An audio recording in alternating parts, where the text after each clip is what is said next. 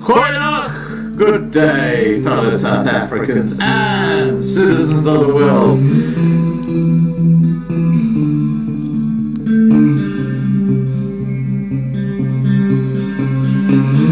I've been looking around for salvation. I've been looking around for the truth. All around me I see frustration, and I looked all over till I found you. I sit and listen to your stories, and you're telling me, please don't worry. Not in this world you should know, and love in life is where you should go. If you're looking for somewhere to go, if you're looking for someone to know, if you're looking for someone to guide you, the loving light will guide you. I know that life outside is so hard. There's a lot of things that can tear you apart. I know the road sometimes feel lonely, but remember you're not the one and only. There's always someone there to help you, a helping hand to pull you through. There's only one thing you should do.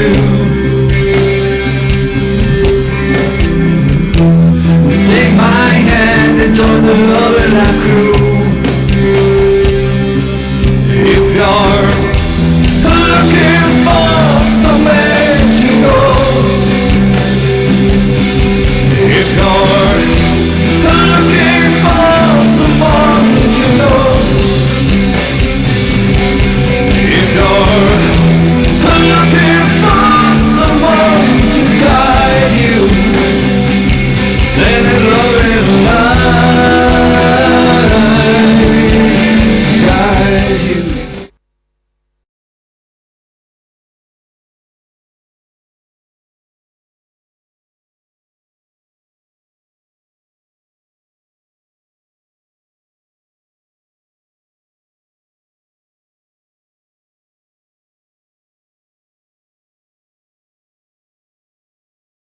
Goeienaand, good evening, fellow South Africans and citizens of the world.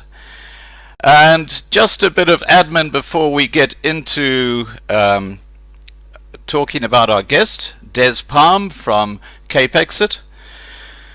First thing, very exciting, the Loving Life 2020 channel hit 30,000 subscribers. That's pretty awesome, isn't it?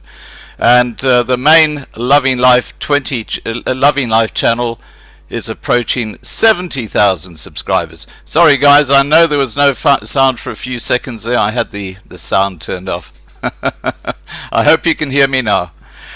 And the other bit of news is that I'm now in day 5 of my hunger strike, and you'll notice that these little chubby chops are starting to get smaller. I'm actually liking it, and I feel 100%, guys. I feel really good. You know, this is fine. Now let's get back to the main event. Des Palm. Tonight we meet Des Palm, founder and director of CapeXit. CapeXit has very similar ideals to the ULA and the Cape Party. Let's watch a short video where Dr. Peter Hammond, who I had on my channel in a live stream a few weeks ago now, explains what secession is all about. Here we go.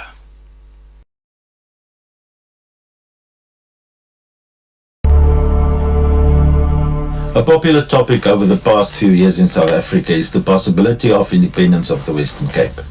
In the studio today we are privileged to have Dr. Peter Hammond, founder of the Reformation Society, who has pioneered Christian missions in the war zones of Mozambique and Angola in the 1980s, and in the war zones of Sudan since 1995. He has authored 40 books and manuals, and Dr. Hammond is a specialist on the topic of independence. Dr. Hammond, is it possible for the Western Cape to gain independence? Yes, it most certainly is possible for the Western Cape to gain independence. There's a tremendous rise of self-determination and nationalism and a resistance to politics as usual, globalism and centralization, as evidenced by the stunning Brexit votes in Great Britain, the Trump revolution in America, which shocked many people, the rise of national parties rejecting the EU, such as the Freedom Party in Austria and the Marine Le Pen's Freedom National in the Front National in France, doubling their votes every time they go to elections. Bear in mind that some of the most successful countries in the world are products of secession. The United States seceded from Great Britain in 1776. Finland seceded from Russia in 1917.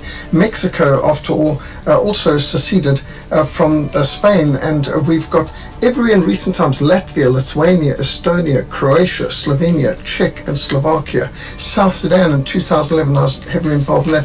Eritrea from Ethiopia, East Timor. So we've got many examples. Switzerland itself, one of the greatest countries in the world, a perfect example of freedom and decentralization. Singapore seceded from Malaysia, Pakistan from India, Ireland from Great Britain, 1922. So we have got a tremendous example in history that secession movements, reflecting the will of the people for decentralization and autonomy and self-determination as respected by the United Nations Declaration of Human Rights and also by our own constitution. Self-determination is definitely a possibility.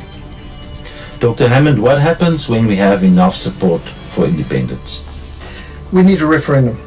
We must go this way by either voting for political parties that support self-determination and are independence-minded. We need to move to a position where we have sufficient support to demand a referendum. If they will not give us this referendum in an open way, then we can organize it as citizens. The point is, we all have a vote, we all have a voice, we all have friends, influence, neighbors. We can choose what to do with our funds. We can choose on many levels in order to mobilize and show that we're a community that can run our own affairs better than central government. Once we ticked all the boxes and the government in the province and or the country refused to give us permission for a referendum, Dr. Hammond, what are our options? We can see from many other successful independence movements that even when, for example, the Soviet Union would not give independence to Latvia, Lithuania and Estonia, they organized themselves. They were organized down to the municipal level, which is the basic building block of any society.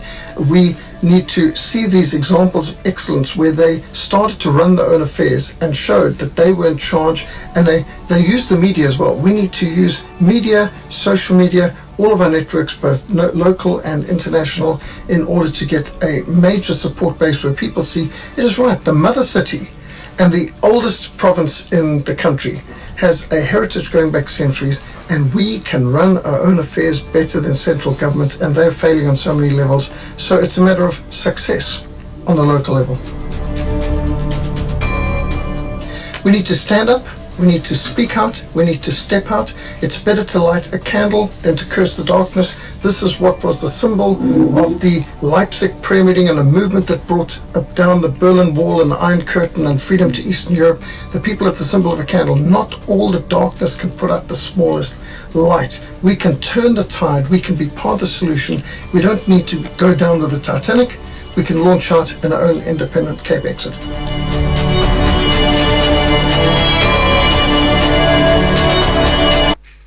Right. I think that kind of explains to you what is behind CapeXit. Now,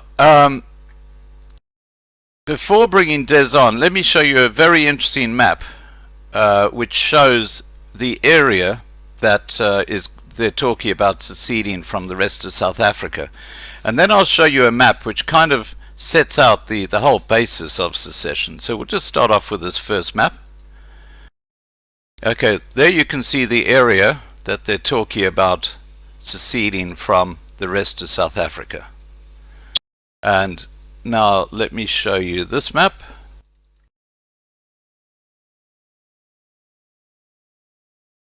Now in this map you can see the reason why the minority groups are looking at the Western Cape as an area to secede from. You can see in the map on the right hand side the predominance of the black inhabitants right here on the eastern side of South Africa, and here you can see the predominance of the Afrikaans speaking people, which is basically the colored population as well as the white population. Right, now let me get Des Palm on. Give me a second, guys. We'll have him right here.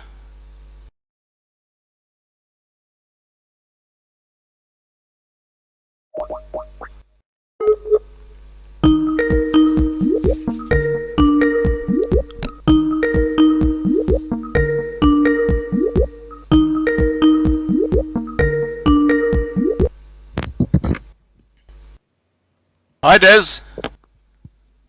Hi Scott, how are you? Excellent, thank you, excellent. Have you got your camera on? I just see the little icon. Let me just quickly sort that out. There you go, that's much better. Can you lower your camera just slightly for me? Perfect. Perfect. So, That's great, yeah. Now, Des, before we start talking about CapeXit, let's talk about you. Give us a bit of your background growing up in South Africa. Scott, thank you, and yeah, good evening. I guess good morning where you are. I'm a born Cape Townian. I grew up here, Afrikaans speaking, from Cape Town.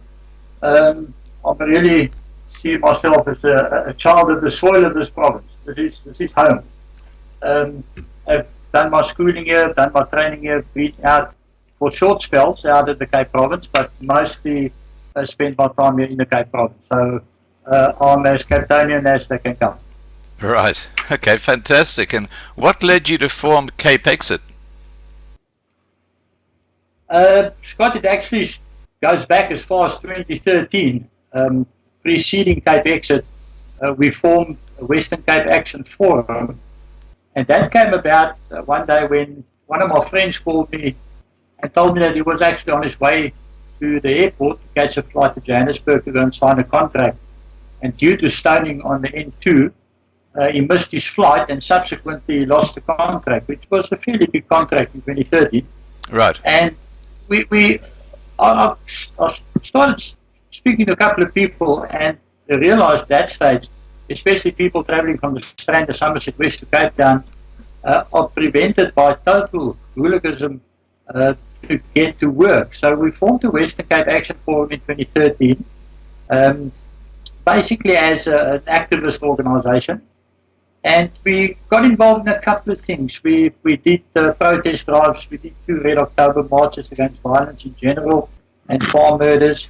We changed one of our members to the Referendum statue when they were defacing the statues. And we did a couple of outreaches to old age homes. But the philosophy was always that support is a two-way street. We could not expect people to support us and then not do something to be seen to support the actual public. So as Western Cape Action Forum progressed, I met a couple of very interesting and passionate people, and we decided to actually step up the entire mission to independence, and we registered CapeXit as a non-profit company in January of 2018. And in June of 2019, it became an NPO, which is a non-profit organization. And we carried the philosophy forward into CapeXit that if you ask and expect support from people, you must be willing to give support back to the communities. So we engage local government on various issues. One of the current issues is the owner of the signboard at the top of Long Street, which are being persecuted by the city of Cape Town, and he's done a COVID-19 awareness billboard at his own cost.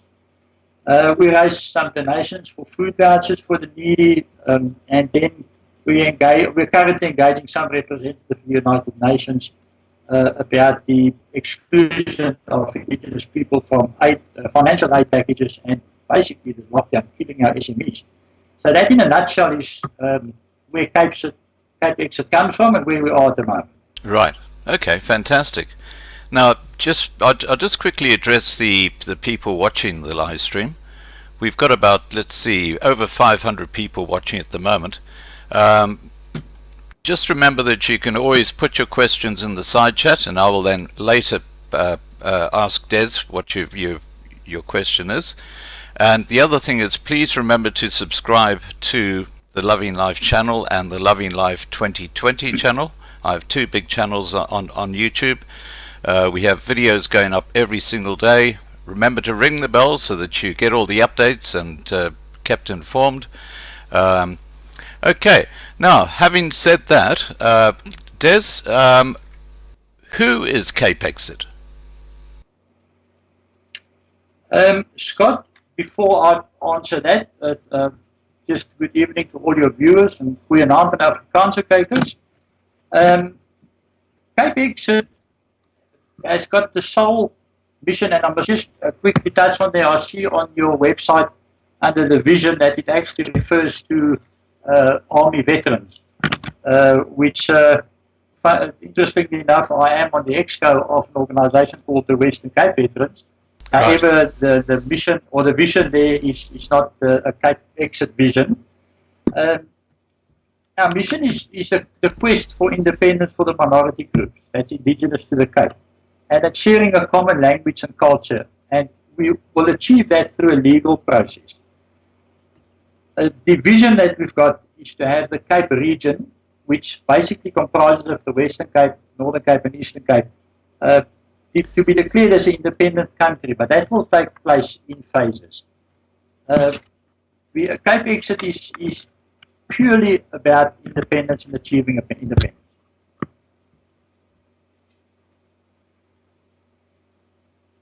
Okay. And what is CapeXit's mission? The mission is exactly what I've referred to just now. It's to garner support, to raise awareness and support among the people, and get to the point where we can have the majority support to gain or request in the referendum for independence. That is the sole mission. Right. Now, I put up a map just before you came on which showed the concentration of Afrikaans-speaking people in the Western Cape and then the concentration of black people in the eastern part of South Africa. And that is pretty much the basis of seeking that area to secede, isn't it? Yes, absolutely correct. The basis for that claim is that if you look at this, read Articles 1 and 20, it will refer to a group of people. We identify that group of people as being the indigenous people, the Western Cape, and the requirement is that they must share a common language, a common culture, and a common history. And interestingly enough, the common language is Afrikaans, and that's being spoken by just about 50% of the people in that area. So your map is absolutely spot on in terms of the density of the Afrikaans-speaking people and having Afrikaans as that prerequisite or requirement for independence. Right. Now, obviously, one of the issues is getting enough votes for setting up or seceding a particular area. Are you reaching out to people like King Cornelius of the Khoi, because he obviously has a following of people? Is there some kind of in the background, are you reaching out to people, other minorities, to come on board with CapeXit? Scott, we have at some other stage reached out to all the other organizations that is seeking independence. Part of our strategy is to work with any group that share the same mission and vision that we've got. and do it in a legal matter. You mentioned Cornelius. You said King Cornelius. He's actually appointed by, or a lot of people, actual Khoi people, doesn't recognize his status as a king. However, the approach to independence must really be done in a structured and a serious manner. And we totally recognize the fact that your very first hurdle you must cross is to get the support, the majority support. You'll see we talk about the figure of 1.6 million people. That is based on the number of legible and registered voters in the Western Cape. Interestingly enough, if you count the registered voters under the indigenous people, you get around about 3.4 million, of which we need about 40%, 45% to get there 1.6 million. The road to independence, like I said, must be viewed seriously. And if you get to a point where you start sticking in staffs in the ground, raising flags and marching around Parliament, and serving eviction notices on the ANC, it's not really structured, it's not really serious. People look at this and they think, but well, this is a joke. And we sat down, I personally sat down and I personally had a long discussion with Cornelius, and we're very cautious about association. We would not hesitate to associate with an organization that shares our views and mission and vision. But we just couldn't reach common ground with him, particularly. And the Khoi nation is a very interesting nation. They are split into so many groupings and I don't want to call it factions, let's leave it at groups. And a lot of them does not recognize Cornelius. A lot of them recognizes Chief Aran as the supreme leader. So it's very difficult to get to the point where you say, I am now talking to somebody that's representing the minority grouping called the Khoi. Right. Now, I see a few people are saying that your sound is not fantastic, and I think it's because you're in a smallish room. I think there's a bit of echo happening off the walls. As long as you can hear... Let me see if that's going to work better. To get rid of the echo. Okay. Yes, Scott. Yeah, sorry. Carry on. Yeah, as long as you can hear what Des is saying, even if it's not perfect, I mean, that's the important thing, because the trouble is that the internet is never perfect. we've all experienced that. So let's see how we go with the sound. Okay, now let me ask you this question.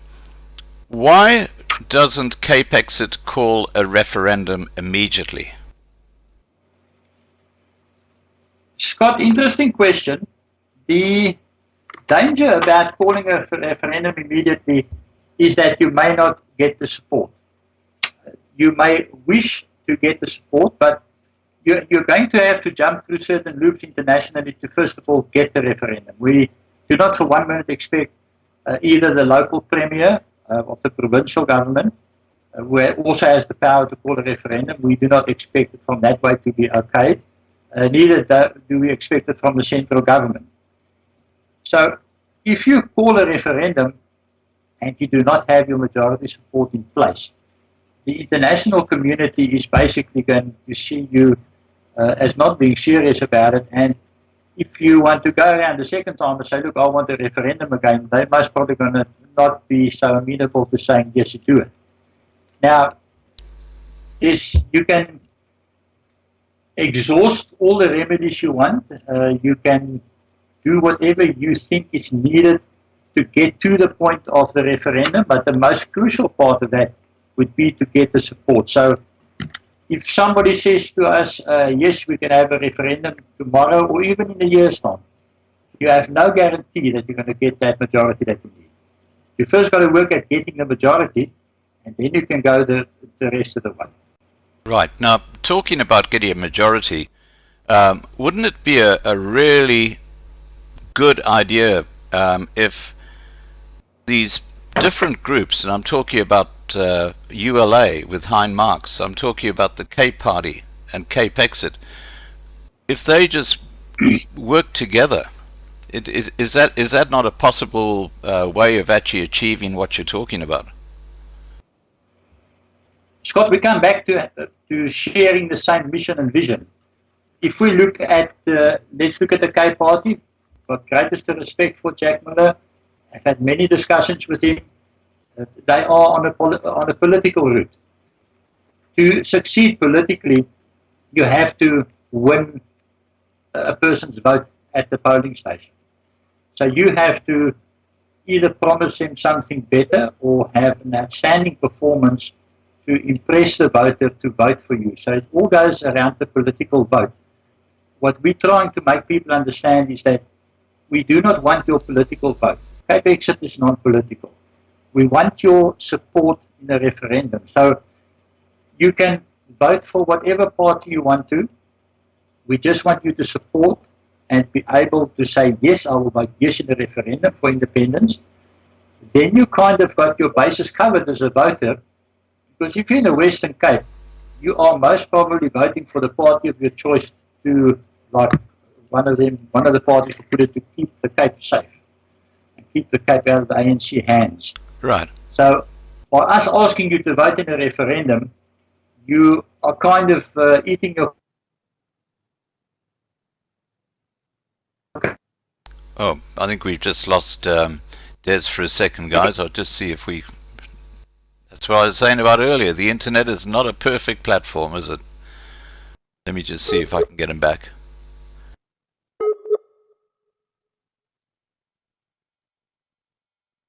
Okay, while we're waiting for Des to get back, I saw a question here which... oh yeah, someone asked right at the beginning is, why am I on a hunger strike? Well, let me explain to you. It's basically showing solidarity for the white squatters in the squatter camps who are just being given such a terrible time by this ANC government, and a lot of them are in appalling conditions and starving, and the mainstream media are doing absolutely nothing to tell the world about what's going on. So I've decided I will visually show the rest of the world what's going on, because you'll see it as my face gets thinner.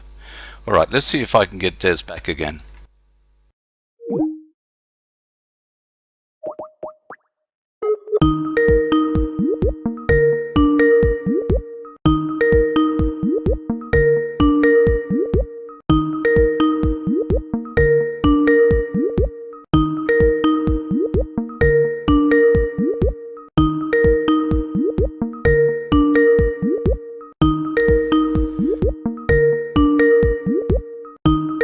Gotta love the internet sometimes, haven't you?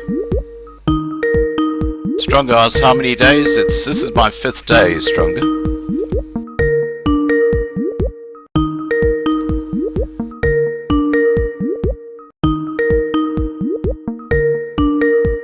Oh my gosh, I hope he hasn't lost his connection completely. Let's try again.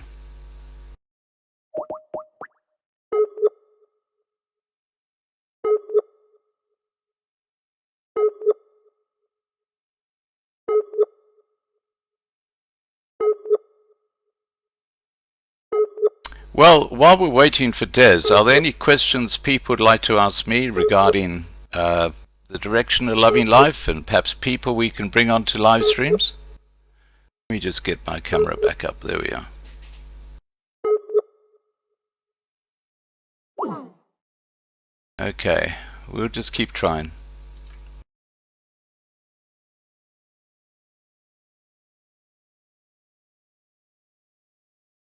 Let's try again. There we go, we got him back. Hi, Scott. Hi Des, I don't know what happened there, but we lost your connection. Yeah, I just heard you come on and talking something about solidarity, and then we were gone again. Yeah. Okay. Shall we catch up on the last point? Yeah, absolutely. Can you get your camera back on?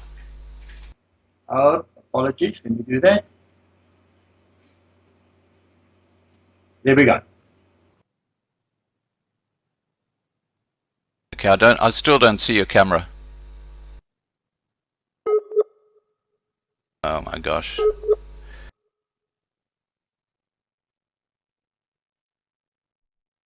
Okay, I'll just try and reconnect, guys. So if you want to fire any questions to me, now's a good time to do it.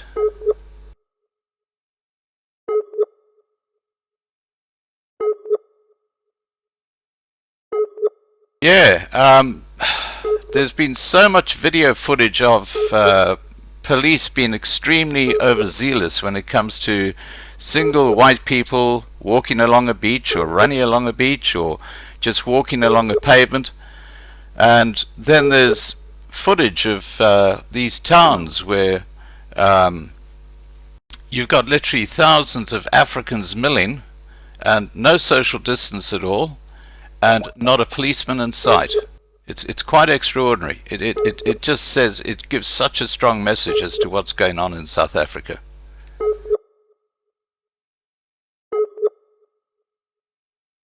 Yeah, I think I might do that, Anthony, once we get Des back again.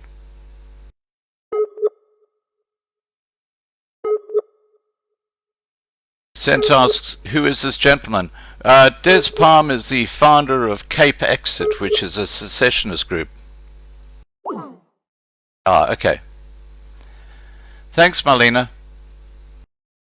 Alright guys, you're stuck with me for a couple of minutes. Apparently Des has lost the internet connection, so he's going to restart, and that'll take a couple of minutes. So let's have a bit of a chat here on the side chat. Frick Brett asks, is Des using a cell phone connection? Maybe that's why you're having a problem.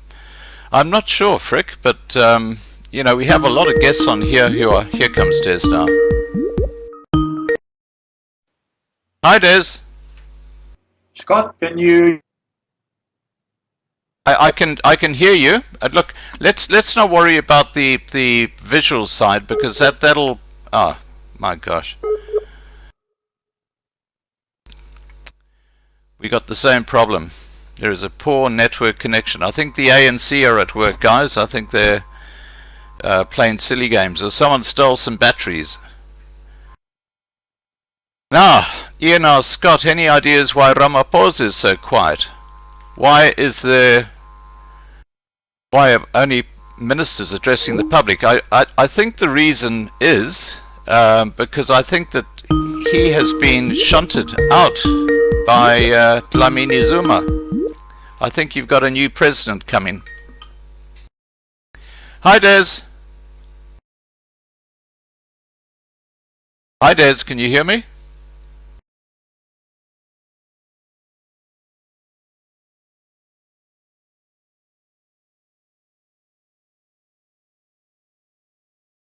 I can't hear Des at all. Let me just try and bring him back.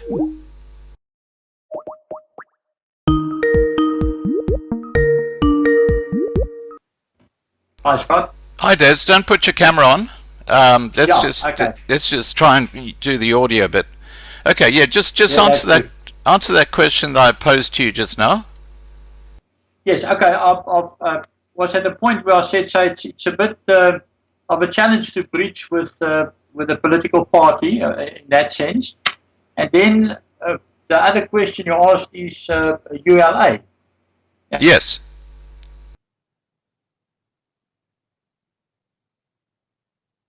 Hello, Des? Oh. Oh dear. I think some of the batteries have been stolen in the towers. That's what's going on. You gotta love South Africa. Yeah, he was on for a second, Fires, but he's gone again, I'm afraid. Let me just try and hook him back in again. Let's hope this passes.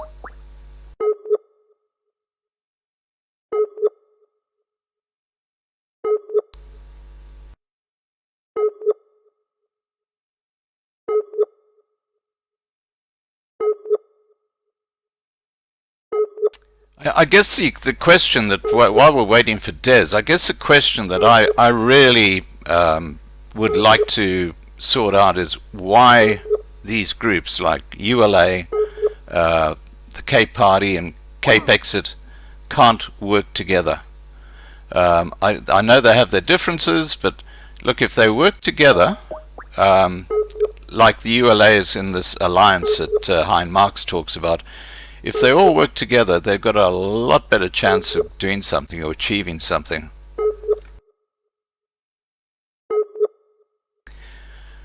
I don't know if he's left the building, Mark, but he's certainly left the airwaves, that's for sure. Yeah, I think you're right, Rob. I think the ANC are putting scanners or something around his house. Warren says there's serious network issues in and around where Des lives. Okay, I've just got a message from Des. He said he's going to reboot.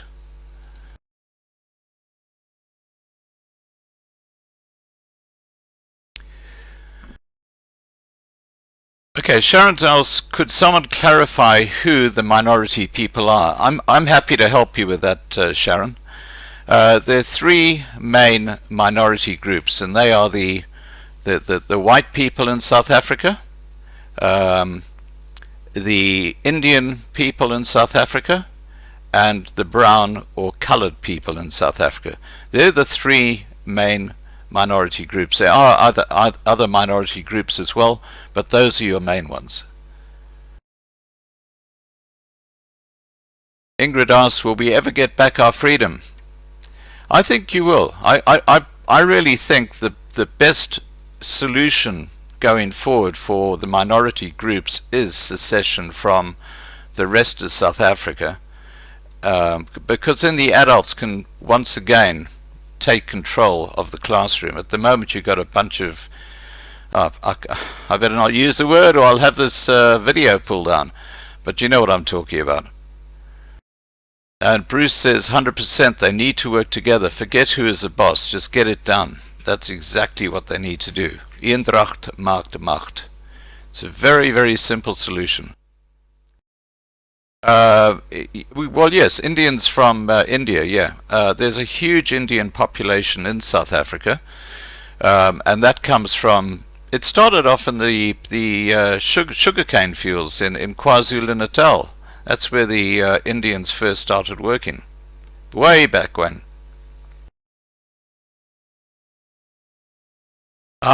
Yeah. Jackie says, Fiona Timms, here comes South Africa out in you. Tokkolosh. Yes, that small little thing that looks like Scott's little Pogmahoen. Yeah. Pogmahoen, I have to tell you, that's gone missing in action as well. And the reason it's gone missing in action is when I moved house, a couple of the boxes that I moved with was stolen by the removalists, and of course I can't prove it, but one of those boxes had that little Pogmahorn badge, and it is what it is. Life goes on. Yeah, George says capital of India is Durban, and I tell you what, Durban provides the most amazing Durban curry. Oh, I just love that curry with the potatoes in it. It's just absolutely beautiful.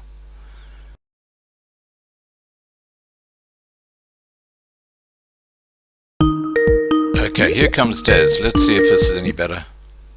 Hi, Des. Hi, Scott. Sorry, I've rebooted everything. Hopefully we will keep the connection now. Okay, let's see how this goes. Okay, you can hear me okay on your side? I can hear you fine, yeah.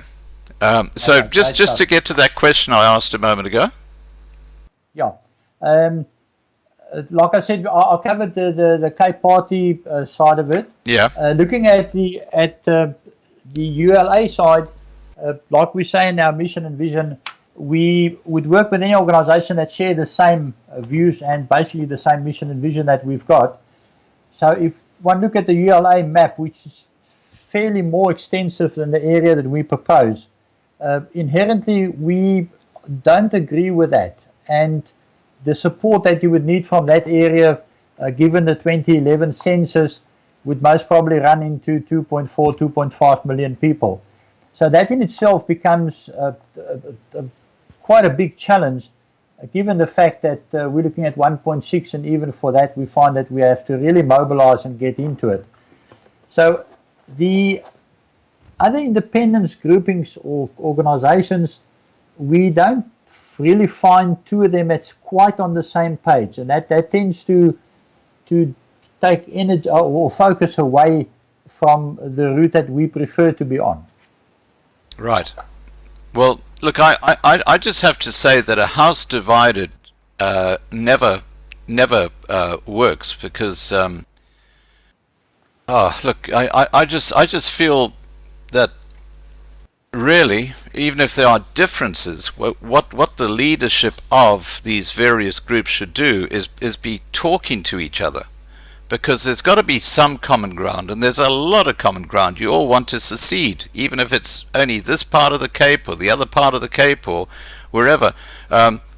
There's a common vision, and really, I don't see how any of you are going to succeed if you don't work together. Yes, now point taken. I must just tell you that when we were still Western Cape Action Forum, we were actually in very close discussions with ULA. They were previously known as Afrikaner Society, and at that stage, I served on the EXCO of the Afrikaner Society. So we had all intent to walk the road together. Unfortunately, we very quickly came to the point where there were totally opposing views in terms of corporate liability, because we have to function as a structured entity, and in our case as a company or an NPO. And the differences in terms of corporate liability was just too big. We were sitting with part of the organization being registered in Texas, and we felt that if we sit in Cape Town or in the Western Cape, we are subjected to anything as a result of what people are saying overseas, and they don't have a direct vested presence in the Western Cape. So it's not for the lack of trying. I can honestly say we've been there, we tried it, and by the same token, we can pull that thread right through to Cornelius Kubaha and to these organizations. We sat down with, I don't think we missed any one of them. We sat down with all of them, and we discussed it, and we looked at it, and we remain open for discussion, but we have to find, I agree with you that there's common ground, and the common ground is independence, but I compare it to three guys that wanted money. The one guy decided he's going to go and work and earn his money in the honest way. The second guy decided that he's going to rob a bank and get his money. And the third guy decided he's just going to simply shoot somebody and get his money. So they all had the same aim of getting money, but clearly very different routes to get there. And I could easily say they could have worked together, but that is the crux of the matter. Right. Now, look, there's one man who could be the answer to all this, and that is Dr. Peter Hammond. You know, I've had Peter on my live stream a few weeks ago, and he has said he would love to act as a facilitator between different groups that just can't work together. And I noticed that Peter Hammond, in fact, I played a video, a CapeXit video at the very start of this live stream, where we had Peter Hammond explaining what secession is all about. That was a CapeXit video, so you know the guy, you can trust the guy. I know that Hein Marks, he said it on the live stream just a few days ago. He said, look, we would love to work with these other people. Now, if you had a go-between, Peter Hammond could speak to Hein Marks. I know Hein Marks would come on board. Peter could talk to you, Des, and you know, it could just start off as Peter being the go-between until you find somewhere that you can actually work together. I mean, that's at least working positively towards forming an alliance, and it doesn't have to be the two organizations, you know, become one. You just have to work together so that you don't shoot each other in the foot. Scott, I totally agree with you, and in fact, we know Dr. Peter Hammond very well. There you go. Can you hear me? Yeah, I can hear you. Yeah. Yeah. We absolutely value his experience, especially having been involved in South Sudan and their independence. The fact of the matter is that there was a group started called the Western Cape Independence Leadership. In discussion at the moment with Dr. Hammond. We've always suggested exactly what you now propose, that they act as the chair between the various groupings and organizations. So we are in discussion with him to see if that could be brought to the table. We will see where they go. But like I said, we are open. We are open to a meeting. We're open to a discussion. I will take that up with Dr. Hammond again. I spoke to him about 2 days ago, and then see if he's got any questions around such a meeting. We've actually been in his office in Rondebosch, probably I think about 6-7 months ago, where we proposed exactly the same thing. Get us around the table. He would chair this meeting as a neutral person. And yes, absolutely, you spot on with that proposal. All right. Look, what I'll do is I'll contact Hein Marks and ask him if he can speak to Peter Hammond and just say to him, look, a house divided goes nowhere. So let's work at trying to get you guys to work together. I think that'd be fantastic. Yes, no, Scott. Yeah, I'm here. I hear you. Yeah, carry on. No. That we good with that. We don't have an issue with that at all. If it comes from Dr. Peter Hammond, like I said, we know him. We are in constant contact with him. So I will also chat with him tomorrow and see what his feelings are on this. Right. Now let's turn our minds to more current situations in South Africa, and I'm talking about this lockdown in South Africa. What is your view about, let's just say, the lockdown? Do you think it's the right way for South Africa to go? Scott, we asked a question to a couple of people, and especially to some political parties, and the question was, on what proven scientific facts did the government base the lockdown, or did they justify the lockdown? We did not have a reply back yet. Needless to say, the lockdown took place, and we were all experiencing it and thinking, okay, that's good, at the end of April it will come to an end. But now, by extending the lockdown, we feel there's no merit in extending the lockdown. We are not making a small issue out of the fact that there is a virus. We have heard from many virologists that they say it's similar to the flu virus or a serious strain of the flu virus. Be that as it may, we have a very serious concern about the future of our small and medium businesses, our SMEs. We've already experiencing people selling off assets just to stay alive. I've had this morning, people contact me that they were dismissed and the company closed down. And especially construction companies, they only find themselves at level 2, and nobody knows where level 2 is going to be at what time. So we feel that the right thing to do would be to end the lockdown, open up your economy again, and certainly put in very strict health and safety measures, whether it's a shopping center or a construction site. But at the moment, the damage being done by an extended lockdown, we feel is far more serious than the virus itself. Yeah, look, I totally concur with what you're saying. I find it quite extraordinary, and it's really one of those iconic images I will always remember of this period of time, and that is of a white person running alongside or running along the beach, and a couple of police running after him to arrest him. And of course he's fitter than they are, so he gets away. But that is an iconic symbol of how ridiculous this lockdown is, when you consider that in most of the major towns around South Africa, there are thousands of blacks milling around, no social distancing. I've seen videos where there's very few people who've got masks on. Absolute perfect petri dish for the coronavirus. And yet a single white person is chased by the police who want to arrest him. It's almost like a prize game. Oh, there's a white guy, let's go and arrest him. That seems to be the attitude of a large number of the police. Whereas in these towns where they've got thousands of blacks milling around, there's not a policeman to be seen. How do you explain that?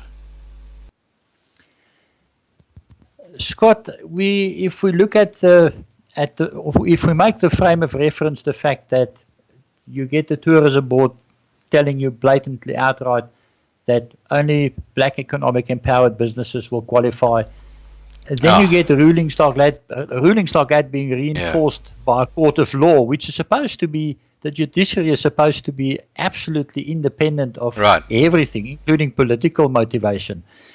Then you get the funds that are being created, and we've had so many people come back to us and say, I've applied on day one and I haven't heard back, or the answer or the reply was merely no.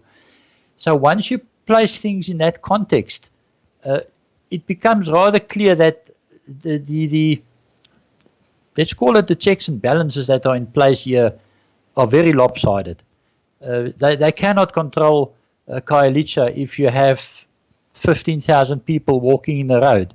It will be mayhem to try and control them, but they will come and arrest that guy on the beach because I nearly want to say he's a soft target. So yeah, it's not. The system is being applied totally out of kilter, and to me, the way or the manner it's being applied in is very much a knee-jerk kind of reaction. Right, and I just have to say that I think this lockdown is a complete failure. You look at Khayelitsha, the virus is spreading through Khayelitsha in the Western Cape. That's why the Western Cape now has the highest number of infections. And that virus just has to get into townships like Alexandra and other places like that, Deep Slate, and it's just going to go ballistic through that community. And why have a lockdown? Because there can be no social distancing in the townships. That's the whole basis of a lockdown, is a social distancing. But it's impossible. So it's logically, it doesn't work. It's what I always say, the L factor is missing in action. Yeah, indeed. Yeah, that is exactly why we asked the question, what is the scientific basis or the facts that were used? Because when you listen to people, and obviously you hear hundreds and thousands of opinions, the golden thread that runs through all of them seems to be when you lock a person down or you lock him in his house, you take him out of his normal daily routine of going to work, you're actually lowering the immune system. And once you take the people out of the lockdown and they are again going to a shopping center in their hundreds, immediately you're exposing them to the virus condition or to the viral condition again. So what may very well happen is that all of a sudden your positives are going to spike, and everybody is going to sit back and say, "Oh no, we shouldn't have come out of lockdown with this. That was a mistake." Which really, I mean, how far can you really push our economy before it now totally self-destructs? Well, I can tell you what, there are going to be a lot more people dying because of the lockdown than they will because of coronavirus. That the suicide rate in South Africa has exploded. I'm getting so many email from people who know people who just can't take it anymore and they committed suicide. It is an absolute tragedy what's going on in South Africa. Yeah, I can fully understand that. And we've been saying that your problems won't come if you enter lockdown tomorrow. Your problems are not going to come on Saturday. It's going to come 3 or 4 weeks later until at the point where all of these things filters through. Yeah. And you're really back now at work and you're really earning your salary, and now all of a sudden you start getting all the creditors, the guys for their house payments and your car payments come knocking on your door and saying 2-3 months in arrears. Psychologically, that is the point where it's going to catch the people. Yeah. Now, let's look ahead. Okay, we're at this moment in time. We know the lockdown is a complete and utter failure. And we know it's really hurting, killing what's left of the South African economy. But those dumbos who run the government have got absolutely no clue what they're doing.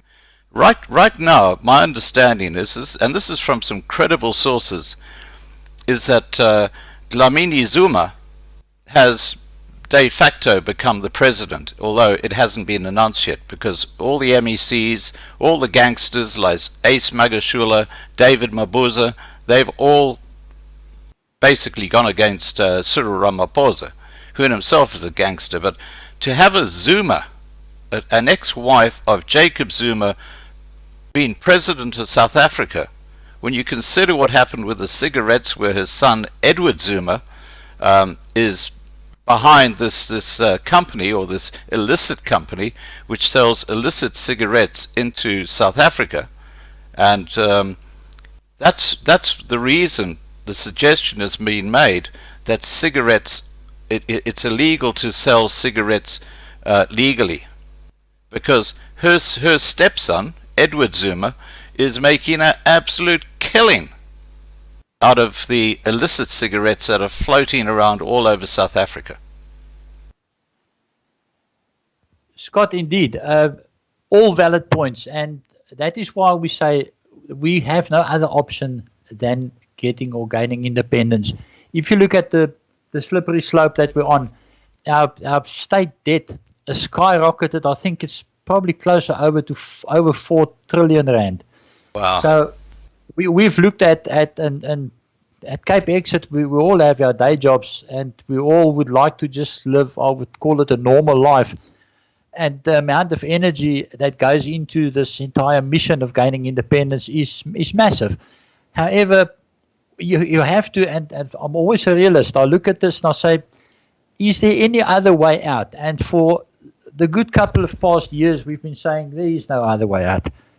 We can only try and get our independence and cut the cord, because it is so clear, the writing is so much on the wall, and whether it's infighting in the current government or who wants to stab who in the back, for us the future is very clear. If we part of South Africa, we're going to go down with the Titanic.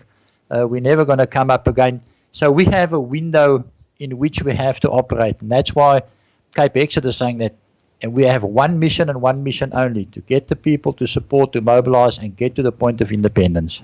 Right. Well, I want to just talk hypothetically now, okay? Because we're standing at this particular point in time with an explosive situation in South Africa. There's a huge amount of looting going on. There's ample evidence that the police do nothing about it. They just stand and watch people looting. Clearly, when they see a soft target like a white woman walking her dog, boy, 3 police cars and 7 police go and arrest her and take her to the police station. You know, complete overkill. And what this is leading to, even in the townships, is a huge amount of resentment towards the police service. Now, they're the whole basis of, you know, keeping crime off the roads, but the crime rate in South Africa is just way out of control, and South Africa is really in a state of anarchy, or in early stages of anarchy. Let's say, for example, Dlamini Zuma becomes president of the ANC, hypothetically. Okay, this is just hypothetically, guys. I'm not saying she's going to, but hypothetically, let's say that happens. That's going to cause a huge fracture in that political party. And that could be the basis. Let's say the ANC just collapses because there's so much infighting and there's no government. At what point could CapeXit actually say, okay guys, we're now going to secede? I mean, what is the point that you're going to do that? Scott, regardless of how unbearable the situation could become, you have to always follow the letter of international law. I don't think we can very easily get up and say, look, this matter is now deteriorated, or the situation has deteriorated to such a point where we feel threatened and we're now going to secede. That we very clearly saw did not work, especially with Cornelius Kubaha, that I think served 2 secession notices on the government. And there were a couple of letters saying that this and that is going to secede. Merely serving a letter of secession is not going to guarantee you secession. That is why we have to go the route, and we hope it's going to be a short road and not a long road, but we have to follow the international law. There are mechanisms in place in international law that you can call upon when you get to a certain point on this journey to an independent state. But at the moment, there's not pretty much we can do except keep that as our main objective. Right. Now, when you talk about having a referendum, how are you going to have a referendum if the country is in complete anarchy? It's not going to work. You're not going to be able to have a referendum. What happened in southern Sudan? Did they have a referendum, or did they just say we've had enough and shut the border? I think in all those countries they had to have a majority support to the idea or to the concept of independence. You can't at any stage shut the border unless you have fulfilled the requirements of international law. Because if you decide to shut the border tomorrow, it's treason. I mean, you'll be shot exactly where you're standing in your spot. So there's no ways you can just go and shut the border. We can't, as minority groupings, we can't declare a situation to be of such an extent that we have to shut the border. We can only now appeal to international organs and institutions and say, listen, this is what's going on here. We all know that the United Nations, in many cases, is like a toothless dog, but it's still the organization that you can go to. And we have some countries that's already coming in behind us and supporting the notion. So the way we see it is to really put our entire vision out there internationally. The more people we speak to internationally, become aware of what we're aiming at and where we're going, the better it is. And we already have a fair chunk of support from that direction. So yes, if there's total anarchy, then we would have to go back to what is allowed under international law, and then involve the consulting advocates, the guys we got at the moment. They're looking at those scenarios, but they keep everything within the structure of the law. We are very adamant that we are not going to walk outside that line and give whoever wants to the ability to pick up a stone and throw it back at us. You know what? I wish I'd had Peter Hammond on this live stream tonight, just reflecting, because I think he could give us some really good information. Maybe when you next speak to him, discuss this question with him, because I'm sure there are other alternatives which don't include a referendum. If the general mood of the people is, hey, we just want to protect ourselves, it's a human rights issue. I can't see the international community saying, no, you can't do that. Absolutely, but we've got to remember that once everything is done and everything is settled, you must find yourself in a position where you acted within an acceptable frame of reference, because you then, as an independent country, would like to still trade with the rest of the world. And sometimes people have got very good memories and they will remember how you conducted yourself in this whole process. It would be interesting to get Dr. Hammond's point of view on this, and indeed I will ask him tomorrow. But yes, it is.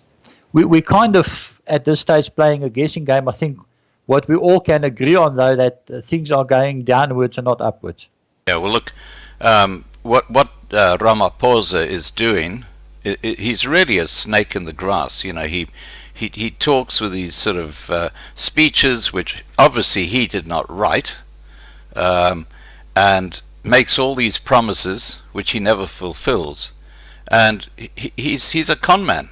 You know, I'm calling him out. Ramaphosa is a con man, and what he's doing to the minority groups, and in particular to the white people in South Africa, is absolutely disgusting. It's a human rights abuse, and I just get so annoyed because the mainstream media just don't.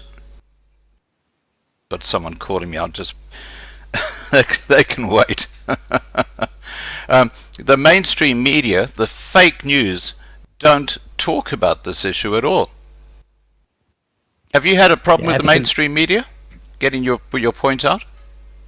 Well, absolutely, and I think that is a very commonly accepted fact, that mainstream media has got certain interests they must protect. But we are very fortunate in the fact that we do now have a number of other mediums of electronic media where you actually do get the real hard facts.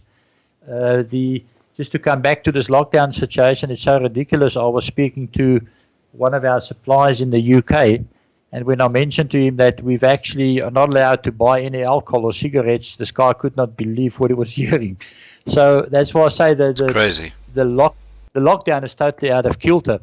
But yes, I agree with you. But exactly, there the opportunity you afford people to be on your show is exactly one of those mediums that we can use and talk to one another and get the message over. And I think the world today stands far more informed of what's going on in South Africa than having to rely on the mainstream media. Right. Just for the record, we've got well over 600 people watching live right now, which is a nice number. I'm just going to address the people watching. If there are questions you'd like to give to Des, just put them into the side chat and my moderators will copy them and we'll take them very shortly. Now, okay, so let's say, for example, you're successful in seceding the part of the Cape that you're aiming at, which is at that really the Western Cape area. Now, what happens then? Well, the way we see it is the moment you have the referendum and you get the majority support or the yes vote, you will then immediately take your current government and get a shadow government appointed to kind of look over their shoulders. You take all legislative powers away for the period of 90 days until you can institute your district governments, which will be based on a direct democracy where the people will vote for who they would like to see in power. So there would be a transitional government phase after the referendum.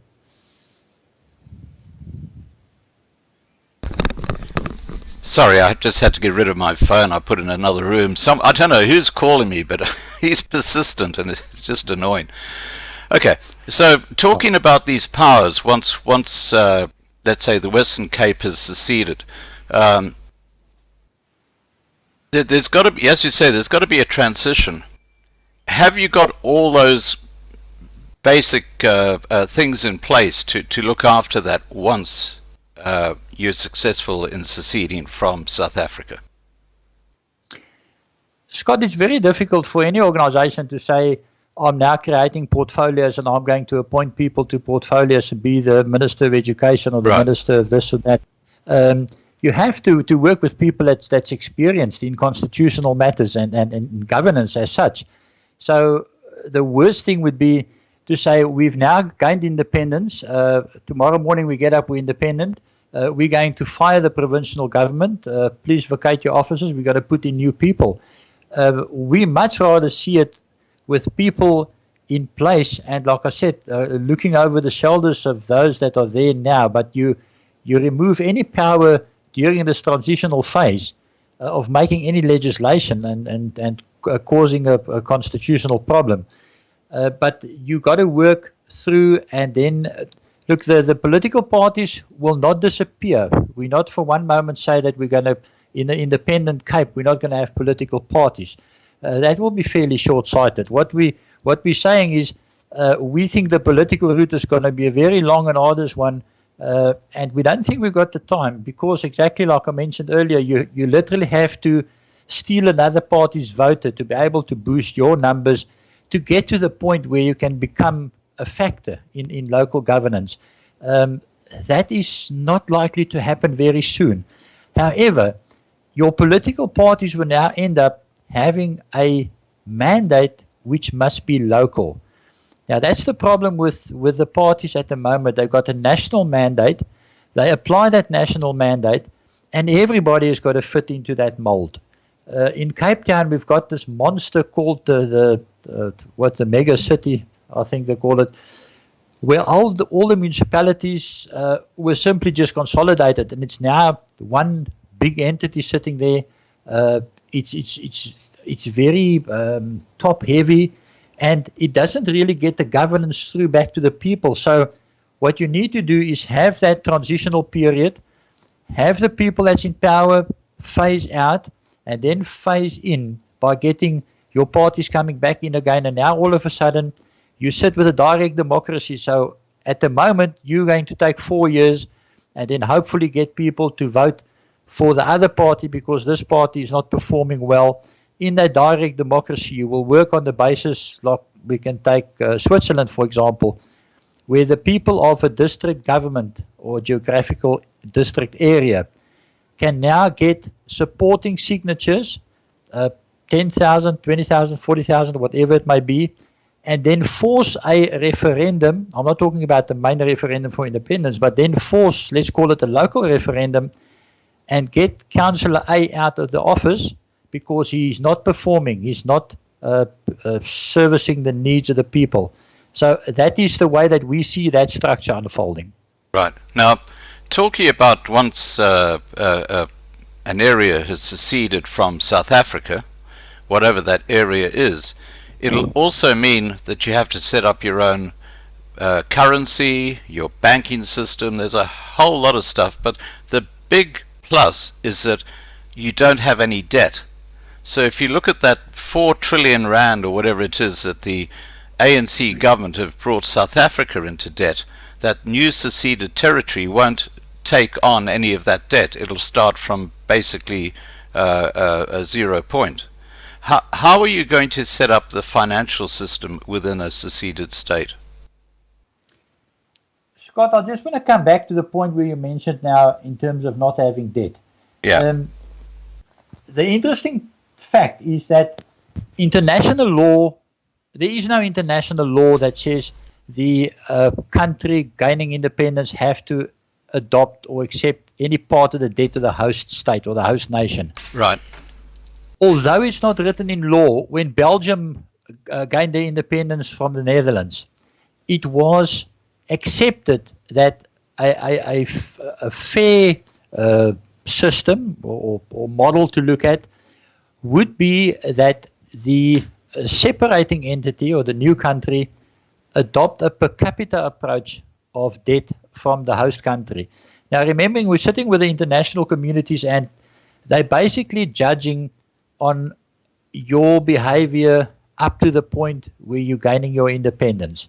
If you were a warmonger and you wanted to shoot everybody and you take to the streets and you want to close borders, that is going to be the brand that you're going to be recognized by.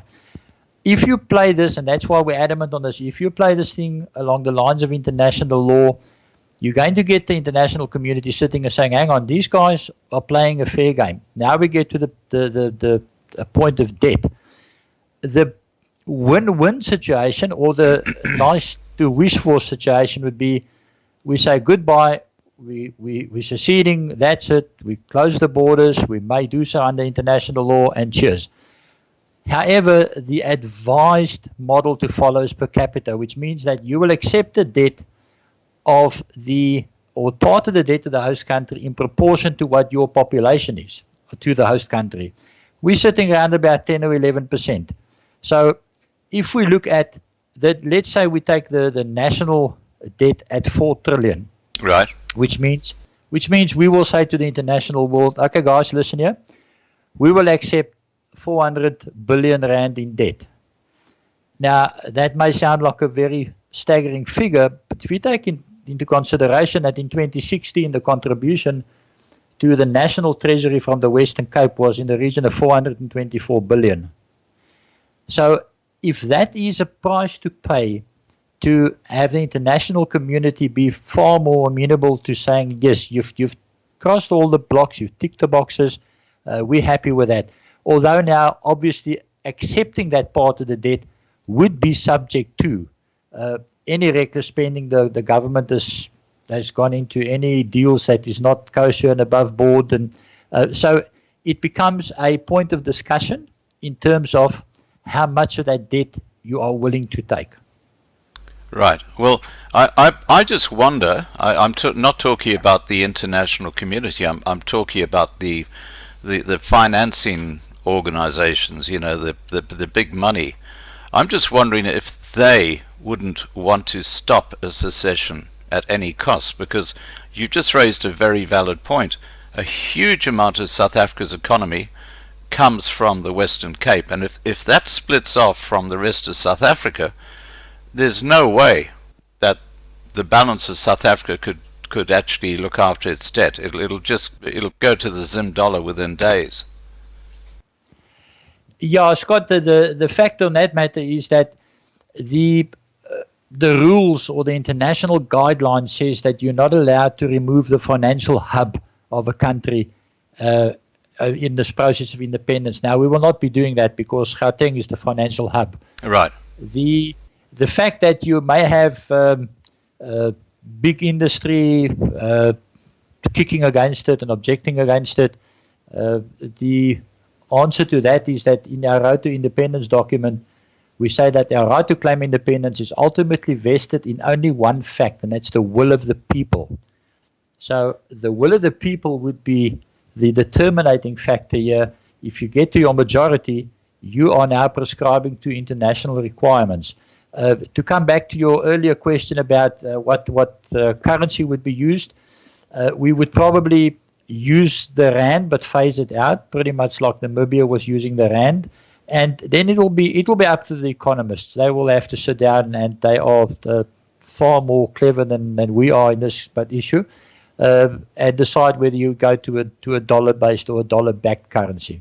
Right. We don't foresee us staying on the South African rand for any long period of time. Right.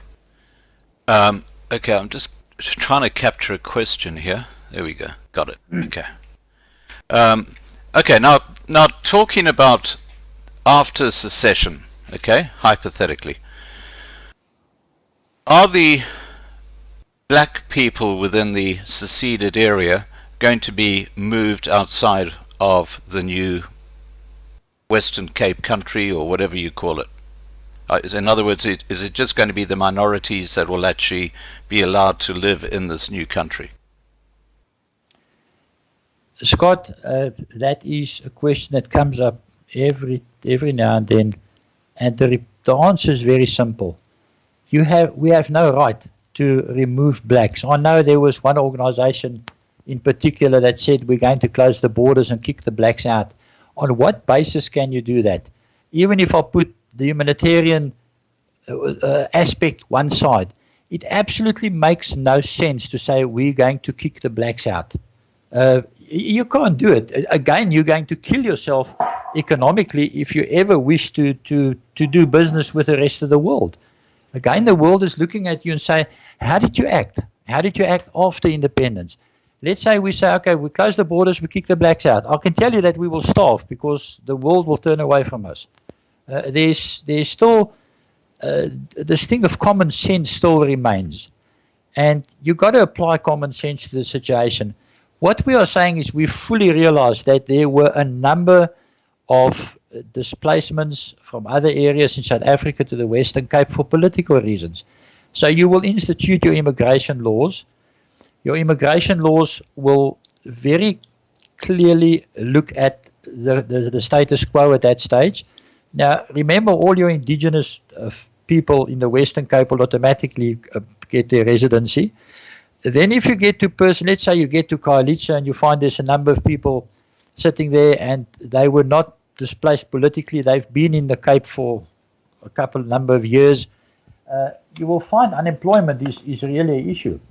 So now you have to get to the point where you are going to start building up again on things like trade schools and training centers and whatever. You've got to afford the people the opportunity to go and get yourself skilled and then get yourself in the job market. So, because you must realize in the new independent country, you're not going to just walk in and get a grant. Grant is the thing that we really look at and say that is going to be totally overhauled. So get yourself skilled, get yourself at a point where you can earn an income and you can start paying for things, and that's fine. And if we afford you those opportunities and you're still here in 6 months or 9 months' time, yes, then you run a very good chance of being deported. Right. Now, look, I just want to say that, again, hypothetically speaking, let's say that the Western Cape secedes from the rest of South Africa. It's quite clear that the impact that'll have on the rest of South Africa will be huge. It'll be absolutely devastating. And what's going to happen is the unemployment rate in the old South Africa, if I can call it that, is going to go right through the roof. And in the Western Cape, there's going to be a lot of employment because you've got people there who know how to build businesses. So you're going to have this great divide of people getting employment in the Western Cape new territory as opposed to the rest of South Africa. what's going to happen, and you'd have to look no further back than the late 1800s, when black labor came into areas like Johannesburg and Kimberley to go and work on the mines. Thousands and thousands of people flocked into those areas. What's going to happen is that you're going to have this exodus of people from the old South Africa wanting to get into the Western Cape, and then when it comes to voting again, within a very short period of time, you're going to have the same problem that they had in 1994, because your population will be largely black. And then there's a very real chance that you get a mini ANC coming in, and you got the same problem again, but this time actually in the new seceded state. What are your thoughts about that? Well, look, once you gain independence, you're going to start on that phase or the curve where you're going to become the sought after entity or the golden goose. But remember, when you at that point, you now have a closed border, so you're going to have a very, very strictly controlled and well-guarded border situation, and you're going to have a very strict immigration policy, and that immigration policy would be coming from the central government, so it will apply to all district governments and geographical areas, and that immigration policy will give absolute preference to indigenous people, whether it's an expat coming back to South Africa or people that wants to relocate from outside the Western Cape, expat coming into the Western Cape, or people wanting to move. In that case, they would be immigrating to the new country. But immigration control would be in place. So you're not going to open your borders. I mean, that's where the problem comes in. If you have open borders, they'll flood and they'll come and build a new squatter town, and they want to demand the right to vote and to be looked after.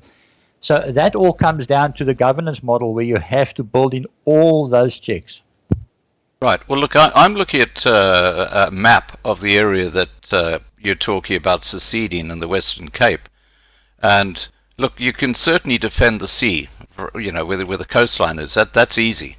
But hang on a second, let me go back.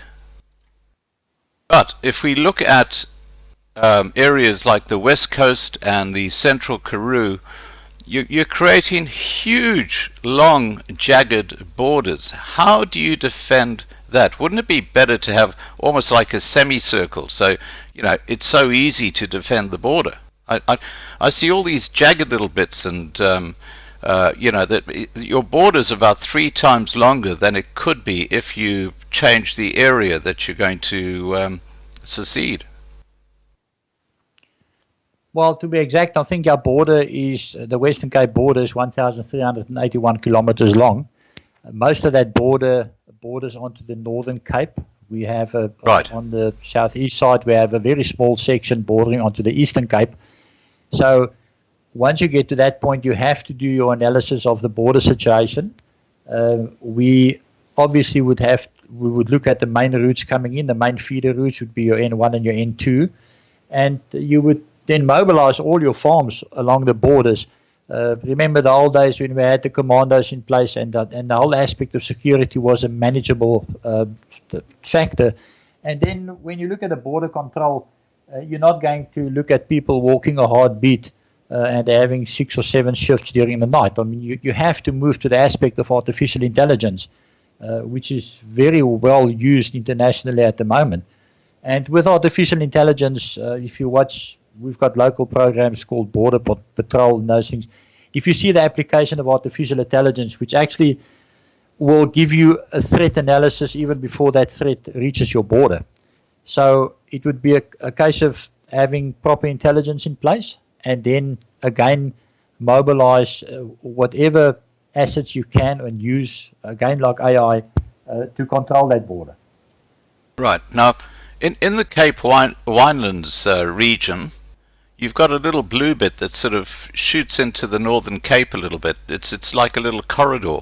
How do you actually decide on those borders? I mean, they look jagged. How do you actually decide we're going to have our border at this particular point? Scott, there's many opinions about the fact that you can always redraw a border. We feel that you stick to the geographical entity which is known as the Western Cape Province. If you simply take a compass and you draw a half circle and you say, okay, now you used to be in the Western Cape, but sorry, you now outside. You in the rest of South Africa. We're not concerned about you. That is really not going to be a fair way of doing it. It is a case of you have to source towards the challenge. And the discussions we had so far with experts in the field, we don't see the fact that because the border is jagged, that it's going to be an unmanageable situation. You simply source to what's required. Right. Okay. Well, look, I just think that it's really problematic with these borders because the black population will clearly be wanting to settle in the new state once things go really pear-shaped in South Africa, the rest of South Africa, and that's over. Well, it's over 50 million people apparently. It's a huge number. Now, what I'm going to do now is I'm going to start putting questions that I've received from people on the side chat to Des.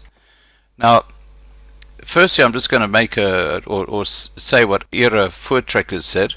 He said the next major logical step for the ANC government will have to be going firm on making firearms illegal. They will have to push for that now to bring about radical economic transformation, and clearly that's one of the dangers if they disarm the white population. Sean Kaiser says, how do we initiate a referendum? We initiate the referendum again by first building your support base, making sure that you got some majority support. That is the crux and the primary requirement of having a referendum. Once you got that in place, you then notify, then you've done that. That is the biggest hurdle to get over.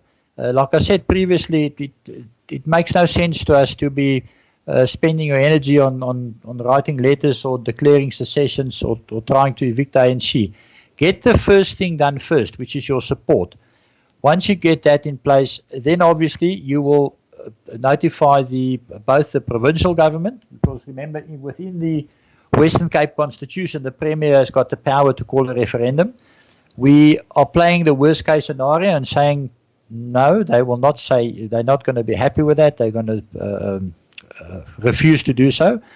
Then obviously your next remedy would be to approach the national government. We do not at all expect that they're going to say yes. And then you go down your international avenues and act according to Articles 1 and 20, and then approach the international institutions for it. Right. Okay. Now, once the referendum's been held, and let's say you get 48% of the vote, so you don't hit 50%, does that mean you can't actually go for another referendum later? You could, but you must really make sure that you're not being seen by the international world as, okay, you've just simply taken a chance. The way we see it is you make very sure that you get your, what we call your 50% plus one vote. Now, once I've got that majority, and we've got a database with that majority on, then you call a referendum, and then you can say, okay, look, my referendum that we're calling is going to be 3 months away or 6 months away. You keep on mobilizing people. You're not going to sit back and say, okay, now I'm happy, I've reached my 50% plus one majority. So you keep on mobilizing people. And the support we get from people that I would have never thought would support independence is rather interesting. We're sitting with a part of the population which we're not relying on to get support from, and we are actually getting support from them. So you just got to make very sure that you don't settle on 48 or 49%. Make sure you've gone over that magic 50 mark before you start moving on it. Right. Okay, now Jason's asked, Jason Smith, please let us know when this is going to happen. What are the direct next steps? Again, and I'm going to sound like a broken record, Jason, we have to mobilize and get each and every person that believes in independence to get the word out there. The first word you got to get out there is that you have a right to independence. It's an entrenched constitutional right. Now, when I say a constitutional right, I know there's a lot of guys that say we will go according to Article 235. You must remember that Article 235 has got no law written to underpin it. It is merely an article in the South African Constitution. I can assure you that if you submit a law to underpin Article 235, it will be delayed by the ANC government until you see pink elephants fly. So you can't rely on that. There's also a tendency from some to rely on the Afrikaner Accord. There's no international binding that has recognized the Afrikaner Accord, according to what I know. So you have to make people realize that under international conventions, Articles 1 and 20, you also have the Montevideo Convention to refer to. There's also the Vienna Protocol touches on that they have a right to independence, Jason. That's your very, very first step. And then again, we come back to the point where you have to build your numbers, get the numbers in support, and then your next step would be to get the referendum called. Right. Now, Mikhail Pekara has asked, does Mr. Palm believe that there will be a civil war in South Africa? And if so, is he wise to confine his organization as only one for independence, because violence will come? The reply to that, and I can assure you that each and every person listening to us at the moment that has been through that situation will tell you the very last thing you want is war. In a war, nobody wins. So what you must do is you must keep your slate clean, and as you progress and go forward on this mission to independence, make sure that there can't be any fingers pointing at you and say that you have prepared yourself to go to war and look at the outcome of that. There may be a war, there may not be a war. We all trust that there won't be a war. We're pragmatic about it, and we are not entirely living in a bubble here. We have people that sit and look at the situation and come back and say, okay, that's the situation, this is the possible outcome of that. We've had a very interesting comment one night from a meeting. We had this the information meeting, and one guy was sitting one side and he said, may I ask a question? I said, what's the question? He said, you may get to the point where the South African government decides just to give you independence, to just, get rid of you. I laughed at that stage, but we don't know which way they're going to jump. The moment they see the Western Cape coming up with a majority support for independence, there may be pressures brought to bear that may just make get a favorable decision. But no, CapeXit is purely an organization driving for independence. We're not warmongers. We've all been through wars. We all know what it's about. And I think Dr. Peter Hammond can tell you, he's the guy that's probably been shot at and locked up the most of anybody else I know. Yeah. So while I think there's an old saying that you must prepare for wars and hope never to fight it, or something like that. So yes, we're not blind to what the current situation is, but we're not an organization that is at any stage saying we're going to close the borders and go to war, because your economical future will be very short-lived. Right. Now, St. Longinus, Anton Hugo's asked, what do the Northern Western Cape want going forward? Now, I'm not sure if you have any ideas on that, but that's the question. Sorry, Scott. Anton asked, what does the Northern Western Cape need going forward? Yes, or what do they want going forward? Would they like to be part of the new state, the seceded state? The Northern Cape, I take it. Yeah. Yeah. Look, if you look at our documents, you'll see that, and I've quoted it in the beginning. You see that we are talking about the drive for independence for Western Cape, Northern Cape, and parts of the Eastern Cape in phases. Now, if you look at the economic feasibility, you'll very clearly see that the Western Cape is in the strongest position to be the best contender for independence. The moment you add the Northern Cape in terms of the economy, you start getting more challenges. So to us, the most logic route is play your strongest pawn first, get your Western Cape to secede, become independent, and then remember that the Western Cape is a new country. Now, under international law, you've got to have the support of a country, and at that stage, obviously, you've got to be registered with the United Nations, which is one of the qualifying criteria.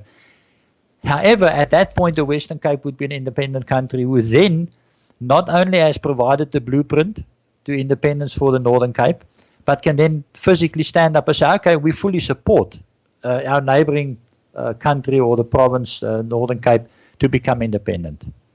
You know what, it's becoming clearer and clearer to me, Des, is that I think the way forward for South Africa, and I'm not sure if secession fits into this particular mold, but what I see clearer and clearer is a federation of states, independent states, like in the Western Cape. You take the Zulus in KwaZulu-Natal, they would love to have their own little independent state, which they run politically and manage, outside the crap that's going on with the ANC government. How easy is that to work in South Africa?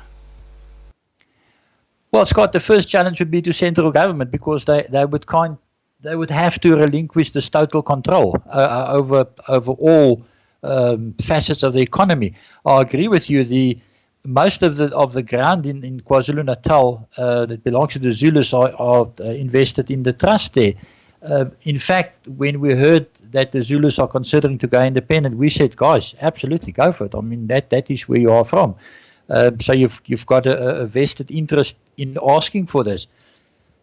Right. However, I don't think it's going to be so easy as the government deciding that they are now going to launch or start a federation of states. You have to relinquish control, and I think they are pretty much very high on control at this point in time. And the levels of corruption you see is so staggering that even that will make it very difficult to relinquish that control. Right. Now, Kermit's asked, what is the area CapeXit wants to claim compared to the ULA? Now, I can answer that question. I can actually show you the ULA's area. There it is there.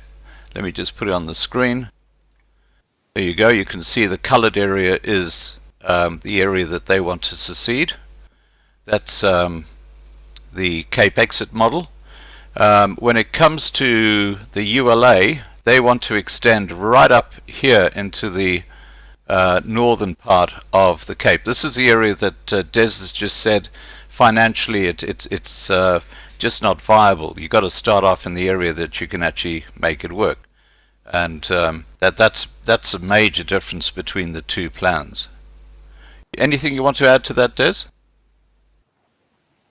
Scott, yes, you have to. If you look at the ULA map, it also, I think, goes into parts of Gauteng or the Old Transvaal and cutting through the Free State. To us, if anybody from an international perspective looks at this, they may just say, but why on earth such a vast area? Take the Western Cape.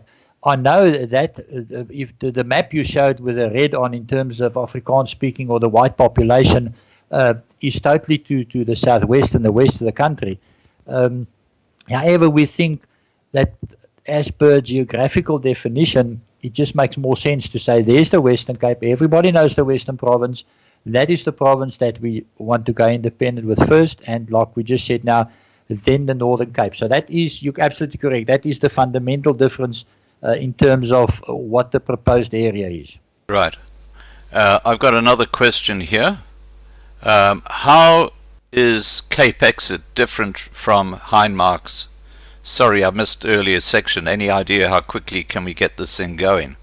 Well, just before you answer that, Des, I just wanted to let people know that we're trying to get Hein and Des together using Dr. Peter Hammond as an intermediary, because the two groups do have different goals and different ideas, but clearly if they can work together, it's going to make a much more solid argument for secession. Sorry, back to you, Des. Do you want to answer that question? Yeah, we did cover that point before, that there's a fundamental difference. The fundamental difference started out way back when we sat down as Western Cape Action Forum and started talking to, they were then known as the Afrikaner Society. They've obviously rebranded themselves, but that difference started already with the aspect of corporate liability way back then. And then Obviously, now currently, I know at some stage they had a map proposing 5 fragmented areas over the Western Cape.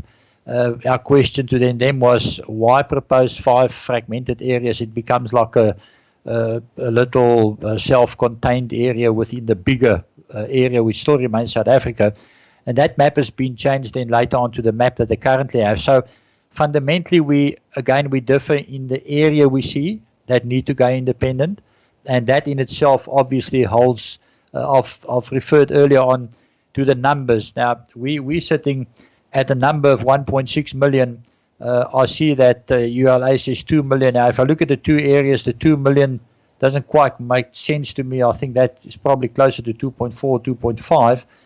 So immediately you create a much bigger challenge to yourself to gain that much higher number.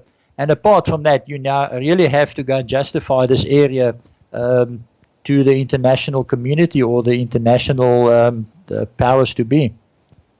Right. Now, as I understand it, ULA have got about 250,000 people who signed their petition to secede. So that's if we work on the figure of 2 million voters, that's just over 10%. How many people have you got at CapeXit who you know will vote positively at a referendum? Do you have like a figure? Scott, we're sitting well north of 150,000, but we're always hesitant to quote figures, because we really feel that if a person looks at whether he's going to support independence or not, he should not support a figure. You should support the fact that he passionately believes that that's the only option. Then he's got to go and do his due diligence or do his homework and look at the various organizations, what they stand for, where they come from, where they're going to, what are the missions and visions, how feasible are these, how achievable is that, in what frame of time, and then make an informed decision. We keep on telling people, it's like somebody would ask me, who do I vote for? I would say, you know what, go and look at all the political parties and see the one that is really speaking to you, that's the closest to your own principles, and then you make the decision. I know guys that comes back to me and say that we've got 500,000 supporters or hits on the website, and their website counter started running from 300,000. So one should really not look at the figure and say, yay, that's it, because at one point I did mention that ultimately you have to look at what number of support you have in the Western Cape, because now remember, in a referendum, only the voters that's on the IEC voters roll in the Western Cape may vote in a referendum. So that is the crux of the matter. Of the figure that you've got, how many resides in the Western Cape? Otherwise, it really becomes a moot exercise to purely base it on a figure. Right. Now, obviously, 50% plus 1 is the key result that you have to have, which is what you're saying. Stephen Veldhagen gave some very interesting figures. He says Western Province will only work as per number: 42.4% coloured, 38.6% black, 15.7% white, and 1.4% Asian or Indian. And then he says new government 33% each, coloured, black or white. In other words, instead of having a party, you have the community groups all being shared representation in a new government. What are your thoughts on that? Well, the percentages I'm looking at here in what we've got in 2011 is coloured 48%, black 32%, white 15%, Indian 1%, and others 1.6%. If I look at the percentages, I think I've mentioned this earlier on, that if I only look at the whites and coloureds, now in the coloureds we must understand the brown people, and then obviously also the Khoi and the San denominations are included into that.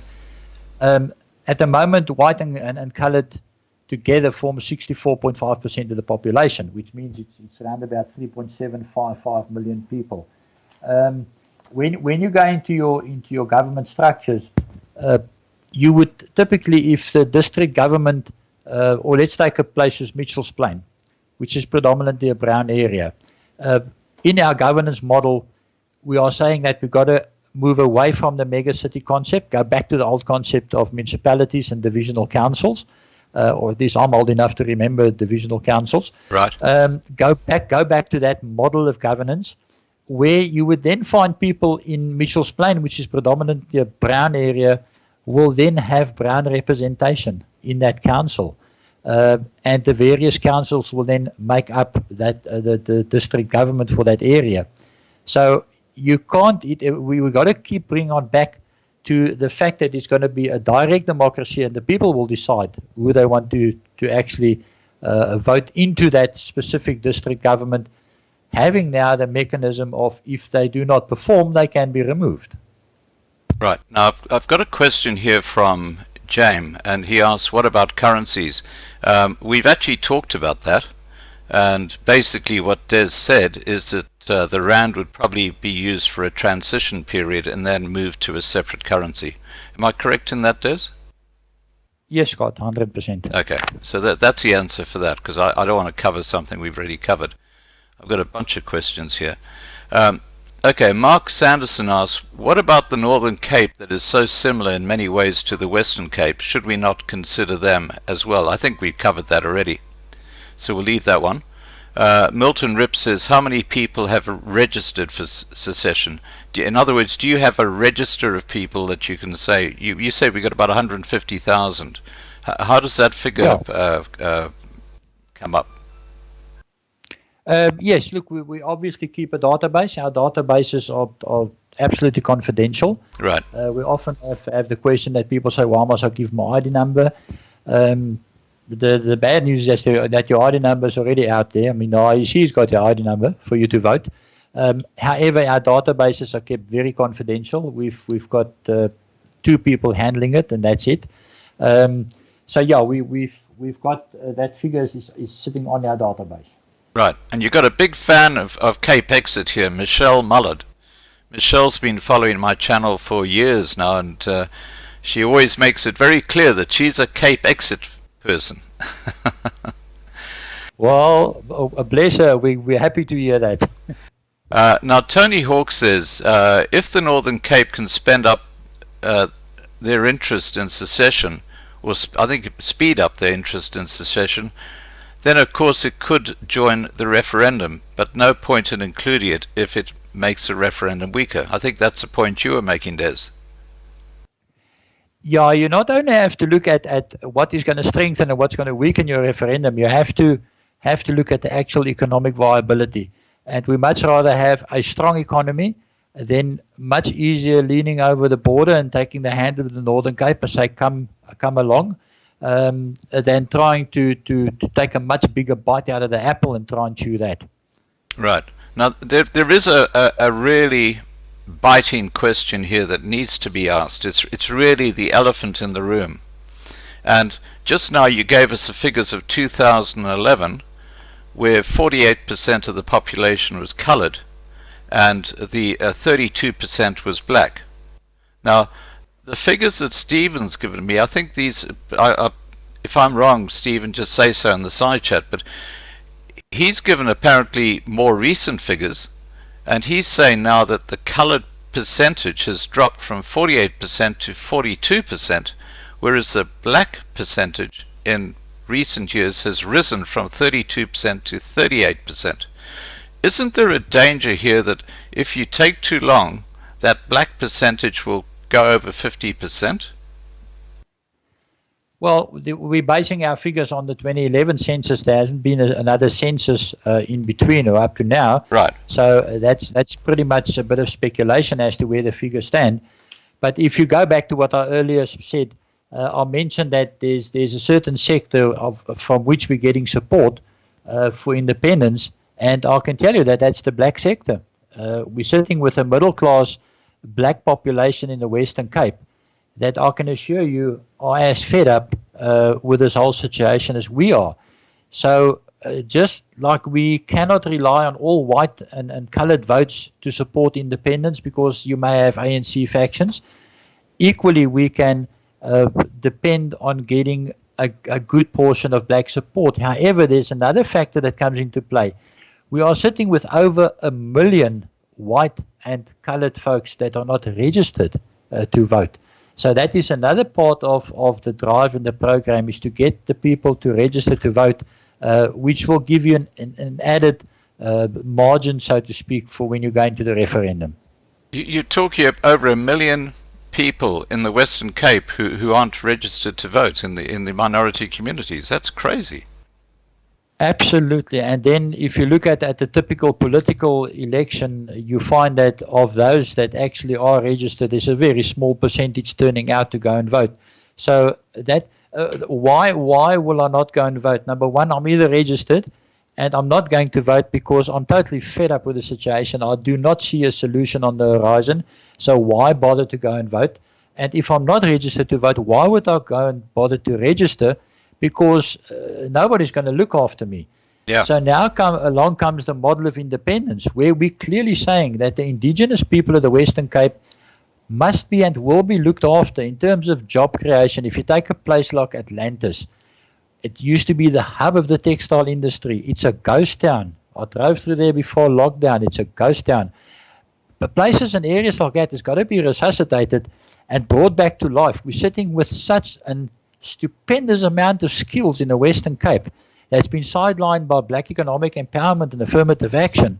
Now, you have to make the indigenous people understand that at independence or after independence, apart from getting a direct democracy, you are going to be reinstated to, I nearly want to say, the level where you were, which is you're going to now be respected and count to somebody.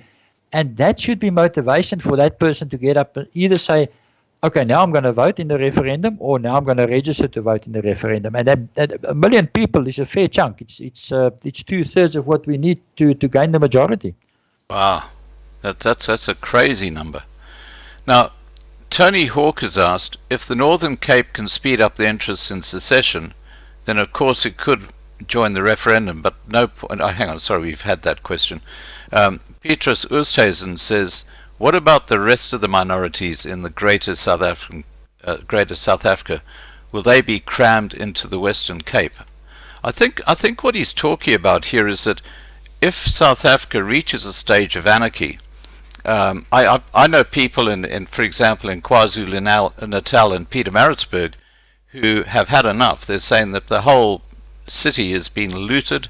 There's anarchy there.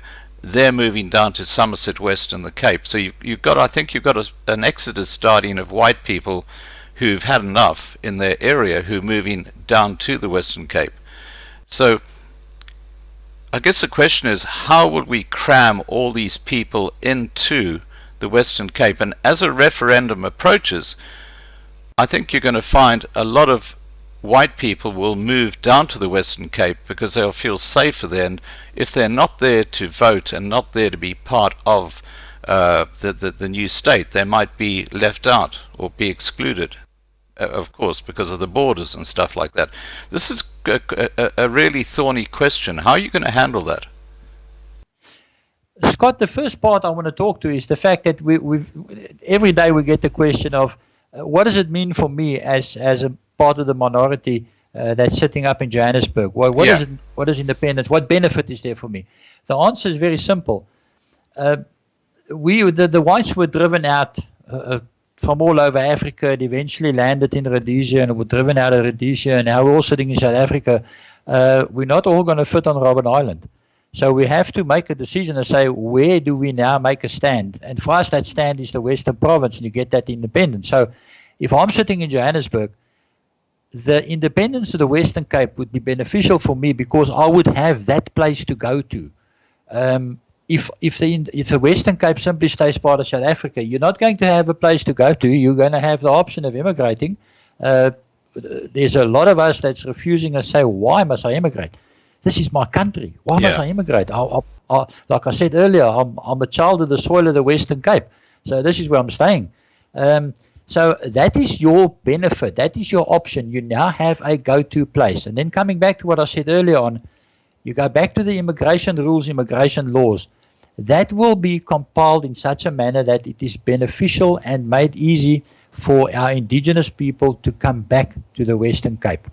Now, to answer the other part of the question, from a practical point of view, everybody won't get up tomorrow and move to the Western Cape. However, you would into your economical planning and your spatial plannings, you would work that factor in that there is going to be a flood of people coming in here. Similarly, like people are now emigrating to another country because of safety reasons, the Western Cape will now become that destination or that new country or the other country. So you will plan for that. We are sitting and looking at this model, and we fully realize, and we've already got companies on board. If we look at energy and water, for instance, we've got companies coming on board saying, the moment you guys go independent, we're going to come and talk to you. Right. These are international companies. We're saying, that's fine, we love it, come talk to us. Because it's very easy. Where you look at the economy and you look at companies coming into the new country to invest, we very much like the model which we call a BOT model, which is a build, operate and transfer model, where if you come in as a company, you would build a solar farm and you would compete for the right to sell your energy into the new country's grid or the Western Cape's grid at a competitive price. It's not a matter of you just going to get the tender and go do the job. So once you create that level of competitiveness, there's a massive boost to your economy. Now go back to the fact that you're sitting with these billions of rands which are no longer going to the Thule house. It's now staying in the Western Cape.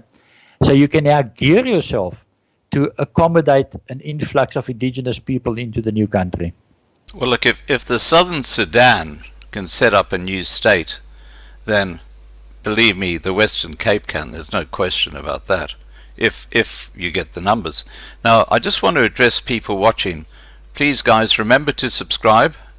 And we have a live stream every night at 8 p.m. or most nights at 8 p.m. Johannesburg time. So we have really interesting guests on. And tomorrow night I've got a minister who's a fantastic fellow. I'm so looking forward to that discussion. And then on Saturday night I've got the King of the Khois, King Cornelius, who will be joining us. So we've actually mentioned King Cornelius tonight. So that's going to be I love the coloured people. I think they're very, very, they're lovely people.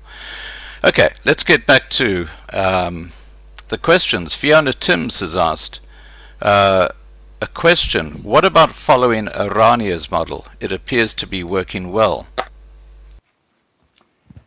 Scott, the answer is very simple. If you look at Orania and if you look at Kleinfontein, if you look at Eureka, and if you look at what's this other model, I think Dalbarton or something on the West Coast, you are looking at corporate entities that has gone and purchased a piece of land, and they are now selling shares within that corporate entity. It's not, they haven't seceded. They have perhaps gained a certain measure or level of autonomy in terms of handling their own refuse or whatever. But Orania is not a sovereign independent model. It's merely a corporation that's selling shares, and people are buying a shareholding, and with that shareholding they have the right to develop. Unfortunately, there are some of those that are not working. There's major repercussions where they didn't obtain town planning departures and permission to build. But the answer to that is no. The difference between Orania and the independent new state, it's day and night. Okay. Now, guys, I'm going to be wrapping up this discussion in about 10 minutes, I guess. We've been talking for nearly 2 hours, so it's been a very interesting discussion. I apologize for the hiccup we had earlier on in the interview with the connection, but that's been resolved. And Erica, lovely to see you here. We wondered where the heck you'd got to. You missed some great live streams, but anyway. Okay, I've got a question here, Des, from Stuart Campbell, and he says, Scott, ask Des if his folk have signed up for CapeXit, have also signed for the ULA. In other words, is there duplication in the actual, or an overlap? I guess there would be an overlap, wouldn't there? Yes, indeed, absolutely. For us, the primary prize is to get people to support independence. And like I said earlier, to realize that you have a right to gain independence. So that to us is the primary goal. If you look at, I'm under correction, I know there's one of these countries, remember there's over 231 countries that gained independence in the years gone by. But in some of them you had up to 9 different groupings working at independence, coming from different angles. So there is duplication. We have no problem if people belongs to all organizations that support independence, they belong to us. There's also no problem with placing your support on all the databases. We may, and you've referred to that earlier on in this discussion, that you may have different roads. It's Dr. Al saying that all roads leads to Rome. We're all aiming for that goal. And what happened in that specific country is that as they moved closer and as they started gaining the majority support, it's basically an algorithm. You're working like crazy to get the support and build the numbers, and all of a sudden this algorithm kicks in and the numbers will fly through the roof. So yeah, absolutely. I mean, people can support anybody. Right. Okay. Now, Rob Roy asks, do you hold to the prophecies of Sina van Rensburg? Rob, that's a very good question. And please hear this from our perspective of being an Afrikaans-speaking person. Yes, I do. The simple reason that Sina has had many prophecies, of which a lot came true. He was, I think he was accompanying General Maritz. I think it was Maritz or Delaray, one of the guys. And it's known that the only thing that he ever carried was his Bible. Now, being a Christian myself, I can fully understand that, and I've got the full understanding of what he was about. If you are afraid with Sina's prophecies, there's one prophecy, and sorry Scott, I'm taking a bit of time. No, that's fine. There's one prophecy that clearly indicates, and Sina said that the next major disruption in South Africa will be in Vereniging. Now that is where the treaty was signed in Vereniging, and in his one prophecy he says he can see the curtains flapping out of the window and the bucket of blood spilling over. And then in another prophecy, which is very interesting, he says that he sees this young black boy rising up from the grass, and he's got an assegai, or a spear, in his hand and is pointing it towards the whites. And as this young man grows into a very mighty warrior, the spear changes to a rifle, and he turns around and he points it at his own people. Now, think about that one. But yes, the answer is I've absolutely got respect for Sina's prophecies, and I think there's a lot of them that's come true. A prophecy is a thing that you can read and take the meaning out of it that you want to take out, or you must put it in the right perspective. But yes, he was a very, very interesting man. Well, just talking about Sina van Rensburg, I'm currently relating his book onto videos, and I'm up to chapter 12, and every week on a Monday I put up a new chapter. It's in a playlist on the Loving Life 2020 channel. You can actually follow the whole story. So every week we just put up a new chapter.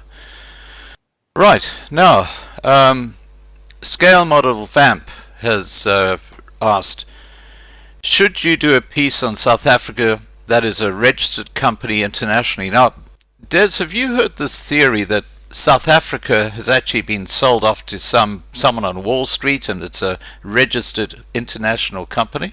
It's one of these conspiracy theories. What do you think of that?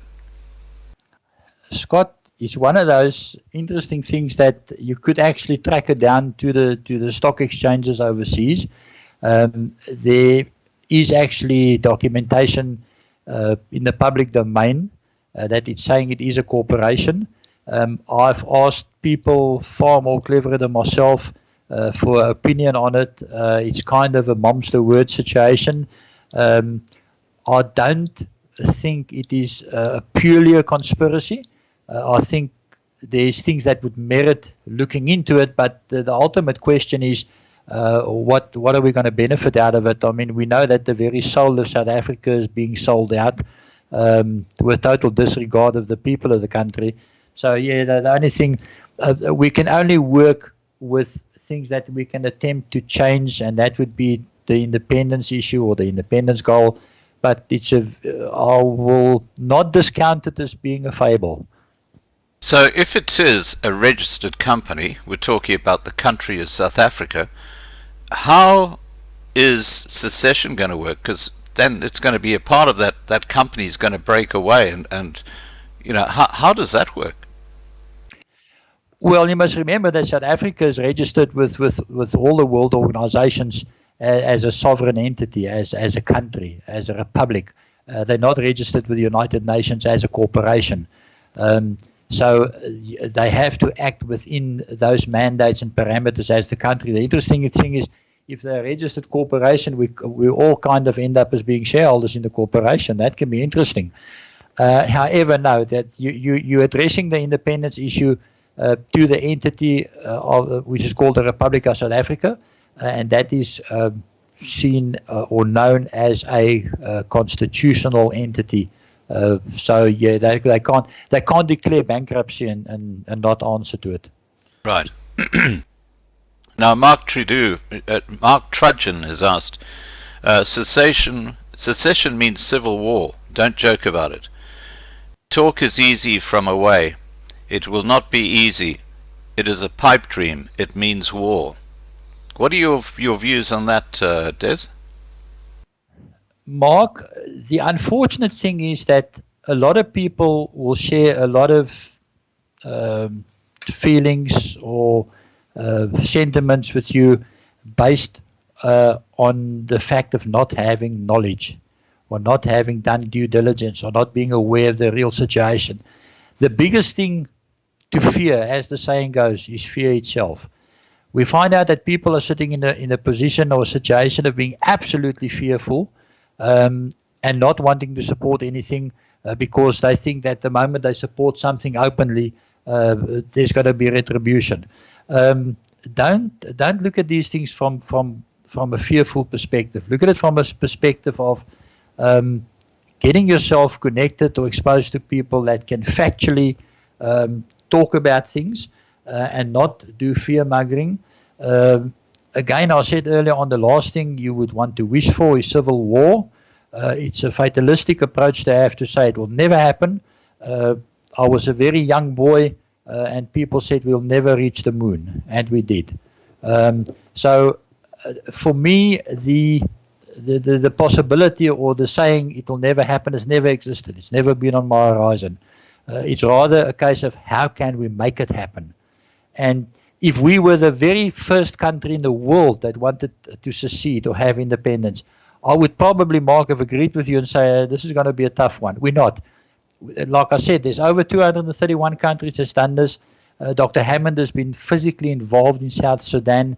And at the moment, I'm under correction, I think there's another 114 countries who's in the same phase as us, going for independence. You've got North, South, and Central California. You've got West Papua.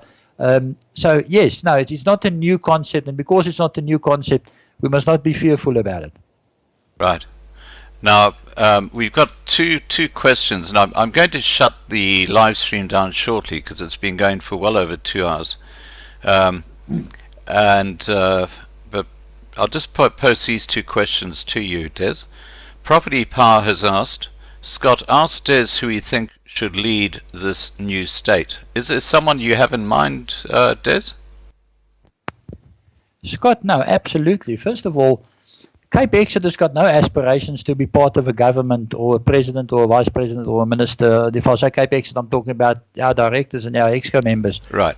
In the new country, in the independent country. It will be folly for anybody to say, I am now driving this movement or this organization and I'm going to be the president of the new country. You can't do that because you are selling a direct democracy on the one hand, and on the other hand, you're positioning yourself to have a role of whatever in the new country. No, absolutely not. We can't be prescriptive.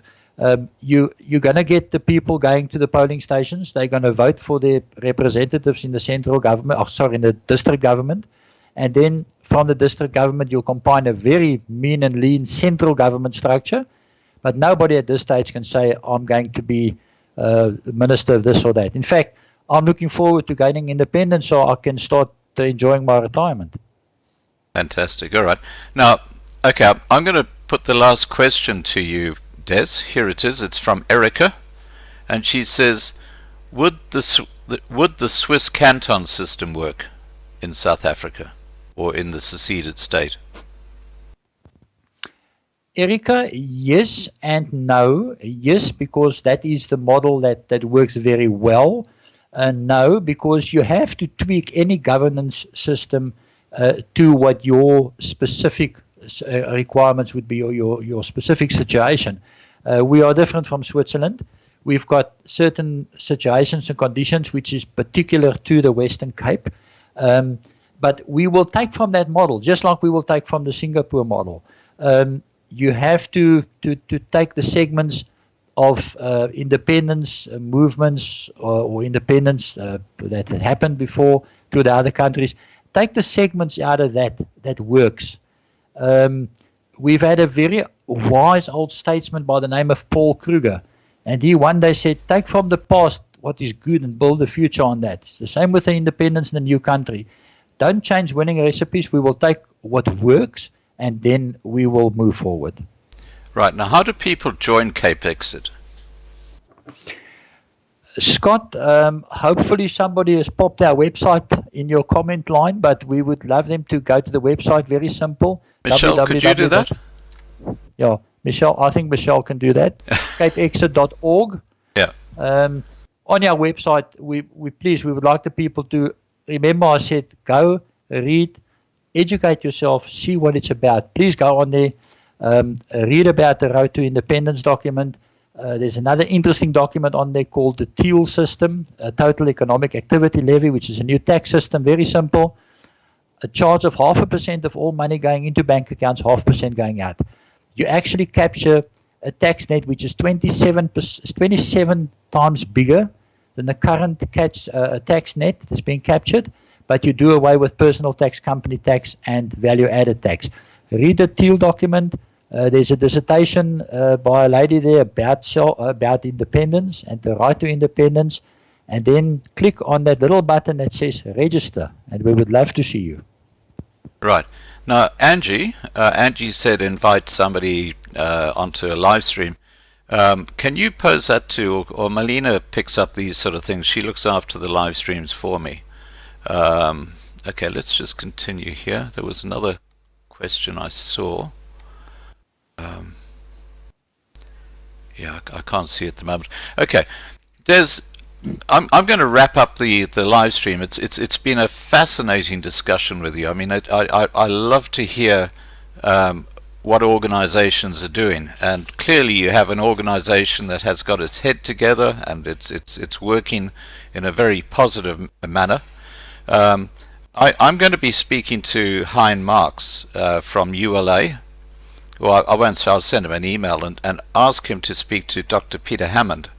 If you could get in touch with Peter Hammond and just say, look, we'll probably be hearing from Hein Marks, because the discussion we had right in the middle of this live stream, where we talked about using Peter as a intermediary to try and get ULA and CapeXit working together, even if it's a very loose association, at least you can actually start building together. I think that's really going to help you, both of you guys, a lot.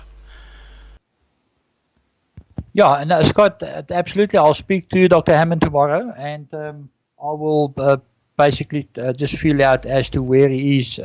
Like I said, I know that they started the group called the Western Cape Independence Leadership, which we've already said we're open to, and like I said, we've previously during discussions at Dr. Hammond's office, we've clearly indicated that yes, we'll sit around the table. So let's see how far he's got on that. Fantastic. All right. Now, would you like to address people watching the live stream right now and people who watch it later, and just tell or give them a message, something that you'd like to talk to people about? Well, let me start off by saying to your Afrikaans viewers and listeners, baie dankie dat julle deel was van die bespreking.